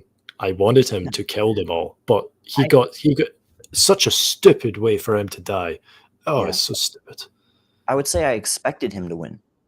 I expected him to win because of the way, like the threat of those White Walkers are the first people that you see in the show. They're the first thing where you're like, something's wrong. And they were a metaphor. They were a metaphor for death. In Mhm. Adam, all are dying. You can't So escape death. Right. you are supposed to be expecting them to get you. And as George Martin is an atheist, you would think, oh yeah, so he's just gonna have that whole nightmare happen, and it just didn't. I really think that in the show, because obviously the books aren't finished, he's still working on the Winds of Winter and the Yeah. Fruit of the Summer or whatever. So I honestly think that George R. R. Martin should end with death winning. But there's some survivors, so some flee or whatever, but the Night King Right. win. Well, actually, the Night King isn't in the books, it's just the White Walkers. So Yeah. the show actually invented the Night King. But I think that the White Walkers should have won. They should have just killed everyone. 100%. Oh, and then what happened at the end of season 7? What's his name? Littlefinger, I think is his name. Mhm. Dies like a little bitch. That was Yeah. pathetic. And he was such a well-written character. It's just a shame that he gets the shaft. But those first 4 seasons, though, that when they were sticking closer to the books, just, oh man, plot twist after plot twist after plot twist. When It's those, so clever, so good. It's so devious, and people are like freaking Cersei and Tyrion and freaking Jaime. Just all these characters are so evil. This is so fun. but it captures that human spirit really well. It just shows. And I was even saying this with Seth the other day. Like, if we didn't have the truth, if it were up to me, all you motherfuckers, all of us would be in hell. Every single one. If it were up to me, if it were up to him, if it were up to you, we would all write down, and you would be playing favorites, and that would be it. If I was God, I would just erase of everything. Because when I go and just to pissed off them, just like, you know, just kill everything, you know? Because we really don't deserve what we've been given. And that's something that Paul writes about a lot. We deserve nothing but death. It's by God's grace. It's by God's grace. I have a loaded question for you. Sure, go ahead. I'm not here to make you look stupid because it's not something that I knew until recently. Do you think God can regret? Oh, okay. I'm picturing a verse where it says, I regret having made you or something. Does it say that in the scriptures? Or am I just bullshitting? It's Genesis 6, 5, and 6. Yahweh saw that the destruction of humanity was multiplying on earth, and every form of the devising of its heart was surely evil all the day. Yahweh regretted that he had made humanity on earth. Thought so. And it says, and he grieved in his heart. Yeah, I thought so, yeah. I can recall reading that, so technically, yeah, you can. Although it was his intention to do this, but what's that? You dared me. This is the 4th one now. Do it. Number 4. I'm ready to go for another 4 hours. If you don't have 6 cups by the end of this stream, I'm disappointed. Oh, Shawnette says, "How about Tremors?" Tremors? Oh, I love that movie. Was that one? Not the that one movie. with, She Kevin means like Bacon? with the coffee buzz. Tremors, you know, if you drink too much coffee, you get tremors. Look. You start shaking like an earthquake? Obviously, she's had that, so. Look, Anyway. happy. Wow. But yeah, on the topic of regret, yeah, I'm sure that he looks down on all the evil and he's having regret. I'm sure that God looks at all the evil that's happening and he's sorrowful, of course, but he created evil, so it's not like it's out of his control. Yeah. Let's see. Feeling a did y'all- buzz. Do y'all like Finding Nemo? Oh yeah. Oh, love that yeah, movie. that's cute. That's a good one. I guess you could just like start listing like all the old Pixar movies, and they're just classics. Toy Story's the Toy best, Story. hands down. Yeah. Oh no way. No We way. were Not talking best about the Pixar. movie, but yes, I would definitely have Tremors. The movie Tremors is a really good movie. I really like that movie. I don't think I ever saw it. Was that Kevin Bacon? Yeah, Kevin Bacon and another guy, and they were like two rednecks out in the Yeah. middle of nowhere, and they're doing their jobs, and then these weird monsters, these big worms, come up and start eating people. It's a really good movie. Yeah. That sounds interesting. Yeah. It's very entertaining. It's a great way to look, have a beer and watch that one. It's just really cool. Yes. I guess. Shark Tale. Don't get Shark Tale. You love your beer, do you, Stephen? my beard. Oh no, my No, beard. beer. I was like, Beer. okay, well, I guess I do now. Beer, no, I'm actually not a big beer fan, but I know a lot of people in Christ are beer fans, so y'all Oh, yeah. enjoy the beer and go off about it. I'm personally more of like a whiskey, bourbon. Hell yeah, rum. brother. I'm a rum girl. Rum is so good. You know what they do at my job? They will take Pillar Dark rum and they will put it in a big container and they will slice pineapples and they'll put the pineapple in the container and they'll just let the pineapple ferment with the rum overnight Oh, and then they'll serve it to us the next day. nice. It's so good. Just Shark so Tale. flavorful. Yeah, it's Shark's Tale. Shark's Tale's Okay. great. It's the greatest movie that's ever made. I don't even know, like, what was Martin Scorsese doing in that movie? Why was he there? What was I don't- happening in it? He Just was all having these a parties. midlife crisis. He was just like, screw it, let's go do this. Like Finding Nemo was so dedicated to realism, and they were like, "Nah, these sharks right, and they are part of the mafia." You know, I like the boldness because if you were to try and make that movie now, people would be like, we're not making this movie. But back then, you could totally get Will Smith and you could have sharks as the mafia that are eating shrimps What do you alive think in a restaurant. about Will Smith as an actor? He was really good in the 90s and the 2000s. He was really good, like in Men in Black. Like, that's a really good movie. Yeah, I But really he like fell that. off. Stay on him, honestly. I liked Fresh Prince of Bel-Air, but like that Mhm. was really I don't know too much more than that. Like he is funny, I'll give him that, but I've never seen him like he'll either play a really funny character or he'll play a very straight-faced character, and it never seems like there's much of an in between. Like it's either Pursuit of He- Happiness or yeah. Men in Black.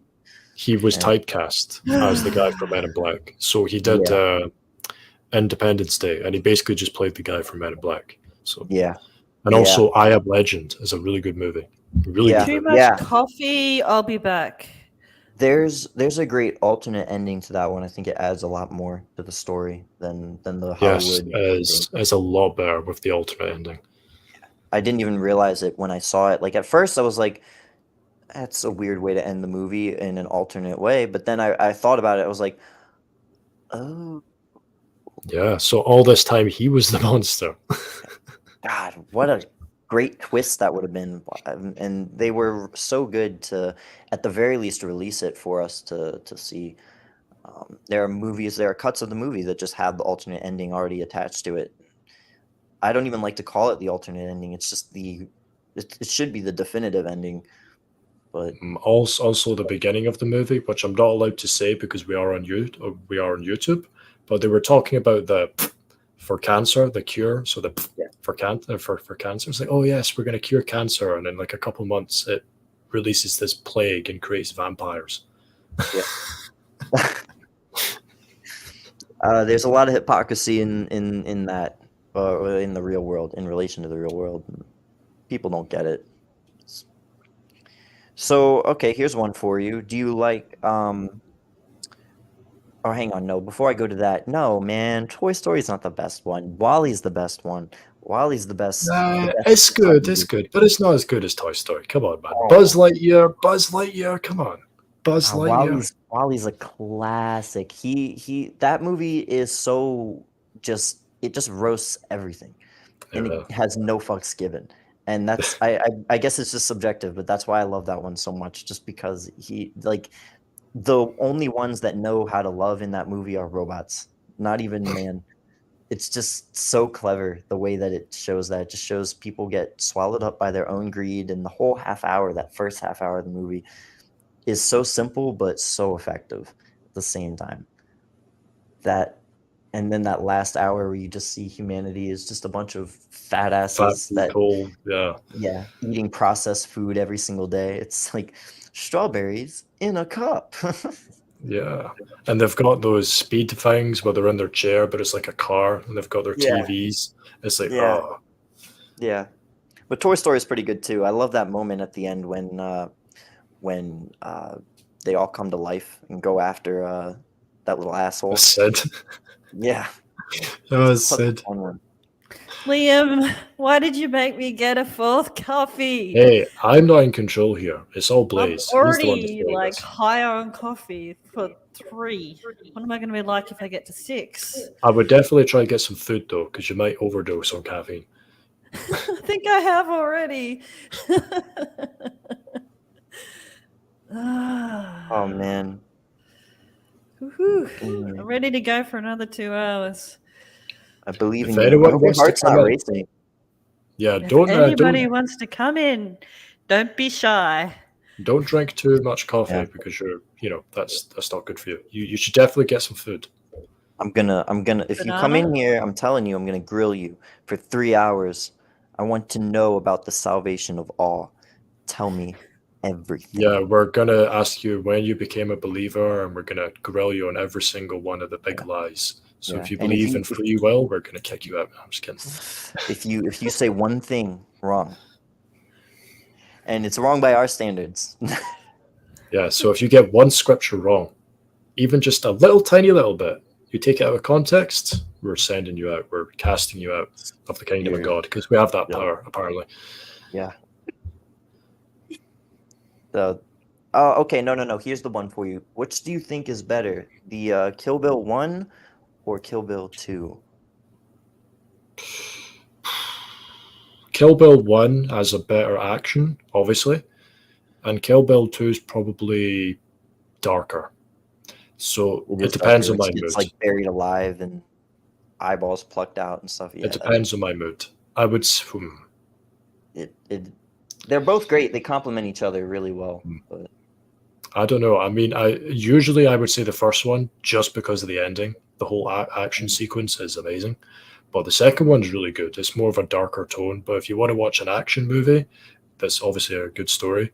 I would watch the first one. So most of the time, I would be watching the first one. But the second one's a very dark movie. So it's good in its own way. But like you said, it complements each other.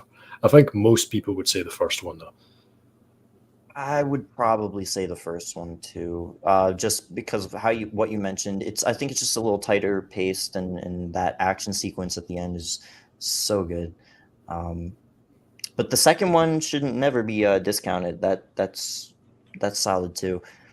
I remember my dad. He had a problem with me watching The Breakfast Club when I was in The Breakfast like, I've seen and what's that. crazy, I was in like 9th or 10th grade, and he had a problem with me watching it. Even at that age, I was like, it's not that bad. I've seen 16 Candles. I saw Ferris Bueller. Like I saw all the other ones. Why can't I watch like Breakfast Club? So I just kind of watched it on my own one day. Can you guess what I'm eating? A banana. Food. Dang it! I see. I know you too well, Catherine. This is easy. Dang, not the banana. I knew you would guess. It's good potassium. It is good potassium. That is true. Speaking of the greatest animated movie of all time, the Bee Movie. Oh God, that I can't even talk about that movie. It's The Bee Movie. Get it? Because it's a bee movie, huh? Get it? Yeah. It's genius. it knows what it's doing, and it doesn't care. It knows It's exactly really what funny. it's set out to do, and that is probably the only reason that Jerry Seinfeld took that job, because he just knew it was going to be a fucking train wreck, and just said, "Yeah, I want to be in this one. I want to be." I want to be in that movie. Yeah, you get that's something that he would say to Jerry Seinfeld. God. Boss Wow. baby. Oh God. Now we're really we just scraping the barrel now. Yeah, well, I mean, there was a great YouTuber that put it well. Like, there was a moment halfway or most of the way through where like they had like that stereotypical like emotional scene, of course, because you have to have one in an animated kids movie, and like the fucking like babies like all wandering away, all sad and shit, and they have like some disagreement, and that moment is so funny. It's one of the funniest moments in the movie, because like what does the movie expect? For me to get upset over Boss Baby? It's Boss Baby. Like, I don't, like, what? It's just so stupid, and I don't know. Like, if they were just maybe they were going for like another B movie type thing, and that's one thing. But God, I can't with that one. It's too much. Yeah. So oh my goodness, I actually have my movie collection like right over here. Oh, you still have like the DVDs and stuff? Oh Yeah. wait, I've got a movie collection somewhere. A whole movie Just collection. leave Liam. Let's see what we got here. Let's see what we got. I'm gonna have to full screen this. Let's see what we got here. We got, what is that? Pineapple? Okay. Okay, we got American Beauty. This is one of the best movies I've ever seen. I love this movie. I know a lot of people in Christ probably don't, but this is. I've never seen it. This, if you've never seen this, I don't even want to tell you what it's about. You just kind of have to watch it yourself. I mean, you seem to know your shit when it comes to movies, so I think you'll see a spiritual message in it. But yeah, fantastic. Very well done. Of course, I have the Back to the Future trilogy. Oh yeah, of course. This is big. Yeah. Yeah, this is classic. This has my favorite movie scene of all time, which is actually on the cover. The whole piano, him just jumping around on the piano. It's so fun. I've never there's lots of other great movies and all that good stuff, but it's just such an instant. Of course, Blazing Saddles is here. If you've I need to watch that. Yeah. It's so bad. I'll fucking nail it. It's just so bad. Boyhood. This is I've not seen that one though. This movie is cool because it was filmed over the course of like 14 years, and it was actually about the kid growing up, and just kind of like puts him through certain things in his life. But it just kind of captures life very interesting role, especially in the new generation. This is Bull Durham. This is, I don't know if you've all seen this. This is I've not seen that one. Wait, hold up. I recognize the actor though. Who is that? Kevin Costner. Oh yeah, that's right. Yeah. Yeah. Sorry, my microphone's all the way over there. He's a really great actor. It's a good movie. I like Field of Dreams a little bit more. This Field of Dreams. This one's got very heavy on faith. Very well told. Music. Wait, is that freaking Catherine? Put that up again. Was that Jerry Springer? No, not Jerry Springer. It's Hugh Grant and Hugh Drew Grant? Barrymore in music and lyrics. Oh, Music okay. and lyrics. I've never seen that. I don't know what that one is. E.T. We got Oh, Die yeah. Hard 2. I don't know why I don't have the first one, but I have the second one. Notting Die Hill. Hard. Which one? Notting this Hill. is Catherine's. Notting Hill. I've never seen that. Oh, that's is that Julia Roberts? Yep. No, And Who Hugh is that? Grant. Look, I had a thing for Hugh Grant for a while, so that's why. Oh, Hugh Grant. I liked his Oh. accent too. We got Ghostbusters 1 and 2. I think that the second Ghostbusters is actually really good. I like it too. People don't talk about Electra. it. Rainbow Hunting, of course. This is. Yeah. Are we Yeah. allowed to show this on camera or the? I don't know. Yeah, which you're one? allowed to show DVDs. That's fine. Oh, Twilight. Twilight. That's when I was in my mode of Twilight mode. She was in her emo phase. Girly. You know, mood. the first Twilight movie is okay. I can watch the first one, but the other ones I can't watch it. And what's that? The Holiday, Failure to Launch, all girl movies, you know. Oh, How to okay. Lose a Guy in 10 Days. Oh, I heard of the top one, the last one, the How to Lose a Guy in 10 Days. You watch Yeah. Twilight. That's how you do it. Yeah. No, I can't with Twilight either. That one's not for me. Well, wait I've for never it. seen this. Wait for it. What's this one? Oh, Quest for the Holy Grail. Yep. And Goodfellas. Oh my God, such good movies. Holy Grail and Monty Goodfellas. Python. Amazing. Monty Python's solid. I have to get that on DVD. You got Jaws there, of course, and Jurassic Park. Okay, yeah, of course. If you've never seen The Graduate, this is really I've fantastic. never seen it. This is such a good movie. Everything about it is just really No well idea. done. Like, every camera angle is What was that thought one? out. Something Borrowed. Something borrowed. I like Something- Kate Hudson. I really like her. Do-do-do. The Mummy. Oh, The The Mummy. Mummy. Yeah, see, the first Mummy. one and the second one are really good. The third one's kind of meh, but the first two are really good. I like the first one. I haven't seen the others. Oops. The- That's for Liam. Bridget Jones. What the hell is that? Let's go Hugh Grant in it, so that's why. Oh, of course. It's just that I gotta watch it. I have the first two. I did not want the third one. Oh, I just wanted the first two. That's for you, Liam. yeah. No more Twilight for me. The Karate Kid, the first one's good. I've not seen the second one though. I've only seen the first one. Oh, I People remember don't when talk I about went it. through that phase. Karate the- Kid. Oh yeah. The sequel is just as good, or not just as good, but almost just as good. People don't talk about it. Like the first 5 minutes are but then it goes off. It's very entertaining. This is when I was in my Orlando Bloom stage. Orlando. Kung Fu Panda. Elizabeth Oh my Allen. god. That movie Oh. is so good. I love that movie.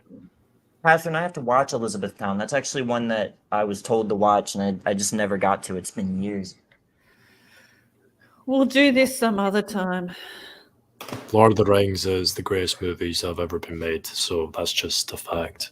Yeah. The you have Time to have- Traveler's Wife. I've never seen that. Oh, that's another one that my mom wanted me to watch that. The Time Traveler's Wife. Have either of you ever seen this? Office Space? Office Space? No. Ah, Hey, you guys. Cloud That one- Atlas. Oh, You isn't guys- that like the flop one? Cloud Atlas? I The wasn't flop? that good. Here's some girly movies for you. The Princess one? Bride, and that's a lot of movies. that is a lot of movies. One Fine Day, Picture Perfect. I've heard of Picture Perfect. That one I've heard of. You have And a lot of course, like. Pulp Fiction. Oh yeah. I will say Pulp Fiction's my favorite Tarantino, but he's put out so many good ones. Did you Pardon? hear about the Morgans? Do you know? I Can you thought see that why I've got it? I thought that said, "Did you hear about the Mormons?" I was like, what?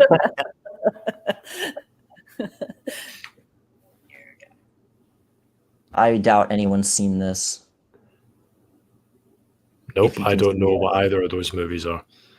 Which one? Which one did you show, Catherine? Which one did she show? Suddenly 30 30 Suddenly and 30. and Catch and Oh. Release. release. I thought that was 13 going on 30. What is this one? Oh, here's a good one. Slumdog Millionaire. You know, I haven't watched that. This is all about how there's no free will. Nice. If you want a good movie about no free will, this is it. A Walk in the Clouds. The All great, girly movies. yeah. There's a lot of girly movies. And speaking of a Like, non-girly M1. movie, Spider-Man, the original Spider-Man, the three movies, What great. happened to my Pirates of the Caribbean ones? Yeah, you need to get the Pirates of the Caribbean. No, I did have them. What happened to them? Oh, Scream. Yeah, that's a good one too. It's hard to go wrong with Scream. I need to watch this again. Yeah, it's really good, Catherine. Holy Especially the bit where he goes, "What is the capital of Nineveh?" And then he goes, "I don't know that." And he goes, "What?" And yeah, it's great. It's not what's the one joke about it said it's not a democracy, and they're like, well, I didn't vote for that. Yeah. Well, I didn't vote for him. Liam's probably interested in that. Electra. Just by I've the never seen cover. Just by the cover. The Truman Show, by She looks- the way, is really good. Yeah, this is also no free will movie. Unbroken is a really good movie. I've seen that as Yeah. well. Yeah, this movie I watched it once and I just kind of stole it from my dad. Now I have it. What happened to my Pirates of the Caribbean ones? Oh my God, Avatar. Yes, I grew up watching that. That's really good. Yeah, I like that. Yeah, if you watch this again with the truth in mind, it just gets 20 times better. Just the And whole show. There's some by shows the that way, I'm water. Water. I'm a water bender, man. I By love the to go in way, water. it's only 4 minutes past 2 in the morning, the Oh, Liam. the the cool thing about that show, I would be an airbender because the air is animated in the show, but in real life, nah, you're just shutting doors and nobody knows how that's happening. That would be terrifying. Catherine, I want to know if you've seen this here, Quantum Leap. Quantum Leap. I've never I'm seen not it. sure. Sounds Ah, familiar. I've I've seen seen a it. lot of movies, so it'd be hard to say No, whether I've seen it or not. this is a show. This is a show. It came out over like in the late 80s, like early 90s. Um, Fantastic show. It's all about like this guy, like some science experiment goes wrong, and so he spends time jumping into other people's lives, and he has to like fix whatever happened. It's very episodic in structure, but it's got a great theme in there about how God is the one willing him to do it. Each episode just goes on into it, and it tells really interesting stories, and it has a good emotional root to it. Like it's not heavy on the science fiction. Just a very unique way to tell a story. I don't think I can do a fourth coffee, Liam. Yeah, please don't. Please don't. Oh, Battlestar Galactica? Yeah. Yeah. I've never watched that, but people have told me it's really good. Oh, that's another one that just is so heavy on spiritual truth. You know what they do in that show that makes it so good? They make the human beings in the story, they make them all pompous and super heavy on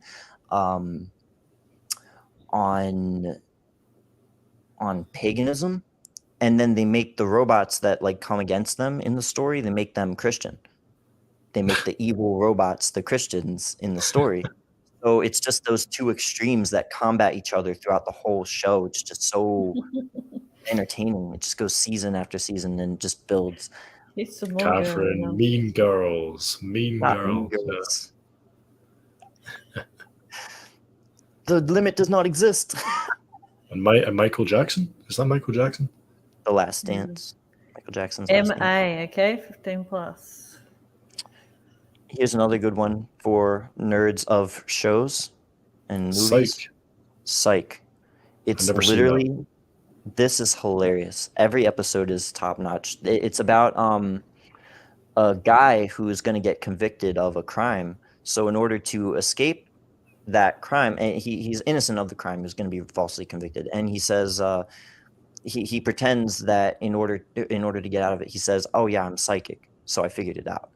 That's how I knew." And he does he's really just hyper perceptive, like hyper aware of his surroundings. And so the whole show is him just going through solving cases for them, but he's super immature, so he just pretends to be super, like his psychic revelations are just like him just acting like a fool. Like if there's like a theater girl that he's trying to figure out who killed this theater girl, he pretends that like she's communicating with them in song whatever they're doing. But it's another one that's very spiritual, and I've talked about it with Seth because he's seen it, but it's very heavy on you're free in Christ, and that idea is portrayed very well in that show. Wow. We have gone through a lot. Oh, We haven't even gone Fred. through your list yet. Oh, don't worry about the list. Hey, Fred, how's it going, brother? Fred.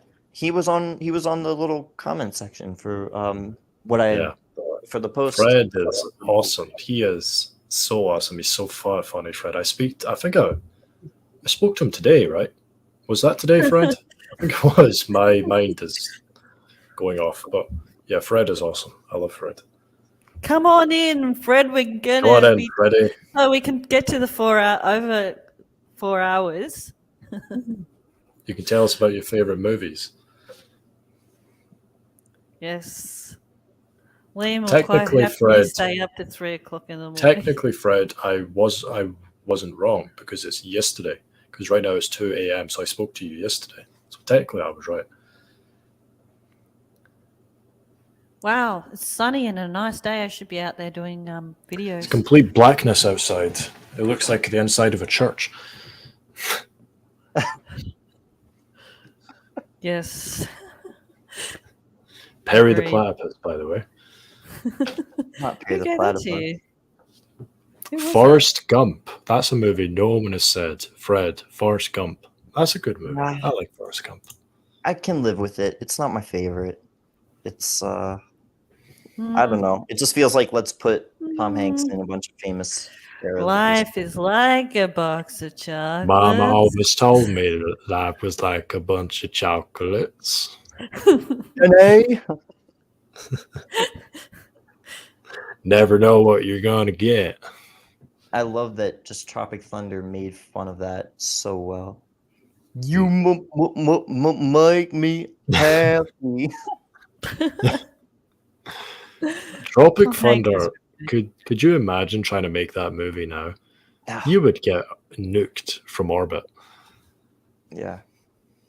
What Yeah, is it would be Tropic terrible. Thunder? You need to look it up, Catherine. It's a movie with frickin' Ben Stiller, Jack Black, frickin' the Iron Man guy. I forget his name. Robert Downey Jr. Yeah, him. Who So plays a bad. black guy? Who plays a Um, black guy? By the way, Yeah, he does blackface the whole movie. It's so like you can't explain it to somebody properly because Tom Cruise is in it every scene he's in. yeah. So we'll weep for him in the press. We have to keep going because we've got 9 people here. It's about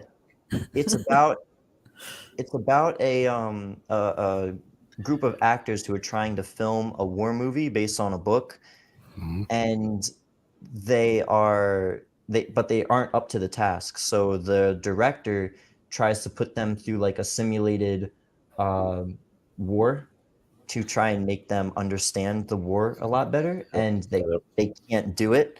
Like something goes wrong and they go completely off the mark and they end up in a real situation. But it just makes fun of how Hollywood is so stuck up its own ass the whole time. The first part of the movie where they get off the helicopter and the guy just starts walking and he steps on a mine, it just blows up, and they're just like, "What the fuck?" That's so funny. Oh man, the that one guy, Tom Cruise, just every scene he's in, just He nails it. everything that he does, he just nails it. So There's You're something about English guys because like he's English and Orlando Bloom's English, and I went through both a phase of Hugh Grant and Orlando Bloom. Something about the British ones. everyone has a type, Catherine. It's okay. It's all good. Look, it's just how it is. Just the way it goes. Just the way That's it is. the Bruce Almighty, and that's the way the cookie crumbles. Why am I drinking this? And that's the way the cookie crumbles. Why am I drinking this? I don't know, because you're thirsty.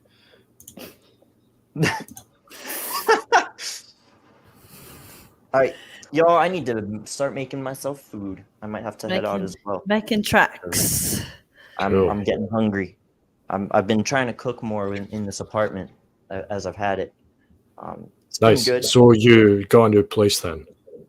Yeah.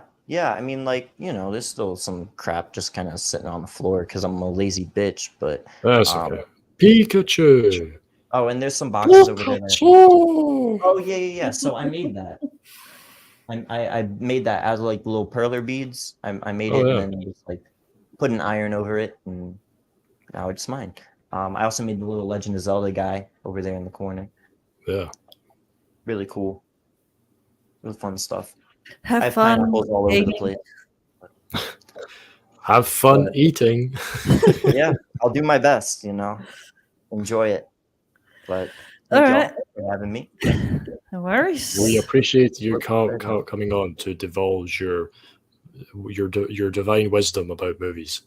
Thank Yeah, you. of course. And look, God justified me, so when I judge movies, you know it's perfect. Yeah, exactly. We will judge all of the directors and actors, and we will tell them your movie sucked. Yeah. Well, that's the thing. I'll be like, look, Steven Spielberg, I loved your movie. I didn't But you're like kind of a dick. yeah. Your whole like I'm in the Hollywood bubble thing. That was not cool. But Jaws was dope, cool 2 hours. I watched it a few times. Got a kick out of it. Yeah. Yeah. I'm gonna get it. I'm very hungry actually. All right. Yes, go get some food. All right. Grace and peace, y'all. Love, grace, and peace, Stephen.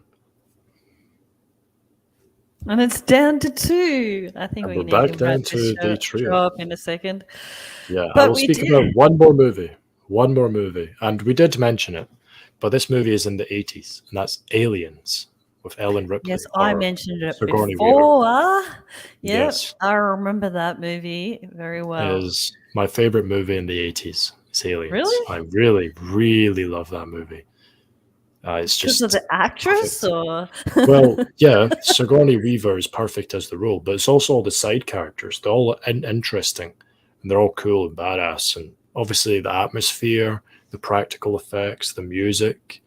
Just the extended one is better than the theatrical cut because it shows more in it. But yeah, just the whole scene. They have they're bunkered into the building there. They've got the smart guns and the pulse rifles, and they're fighting off the xenomorphs. That's so cool. I love that. And the sound effects when they fire the pulse rifles, they're so unique. It's just such a good movie. All right. Well, I don't think we're going to be playing that video at the end today. No, I definitely have to go to bed and probably go watch a movie. Because why not? Go to bed and then watch a movie? Yeah, I'll watch a movie and when I sleep. Sure. All right, everyone. Love, grace, and Okay. peace. Love, grace, and peace to everyone in the comments, to all the new people and old people. I love you all with all my heart. You're all awesome.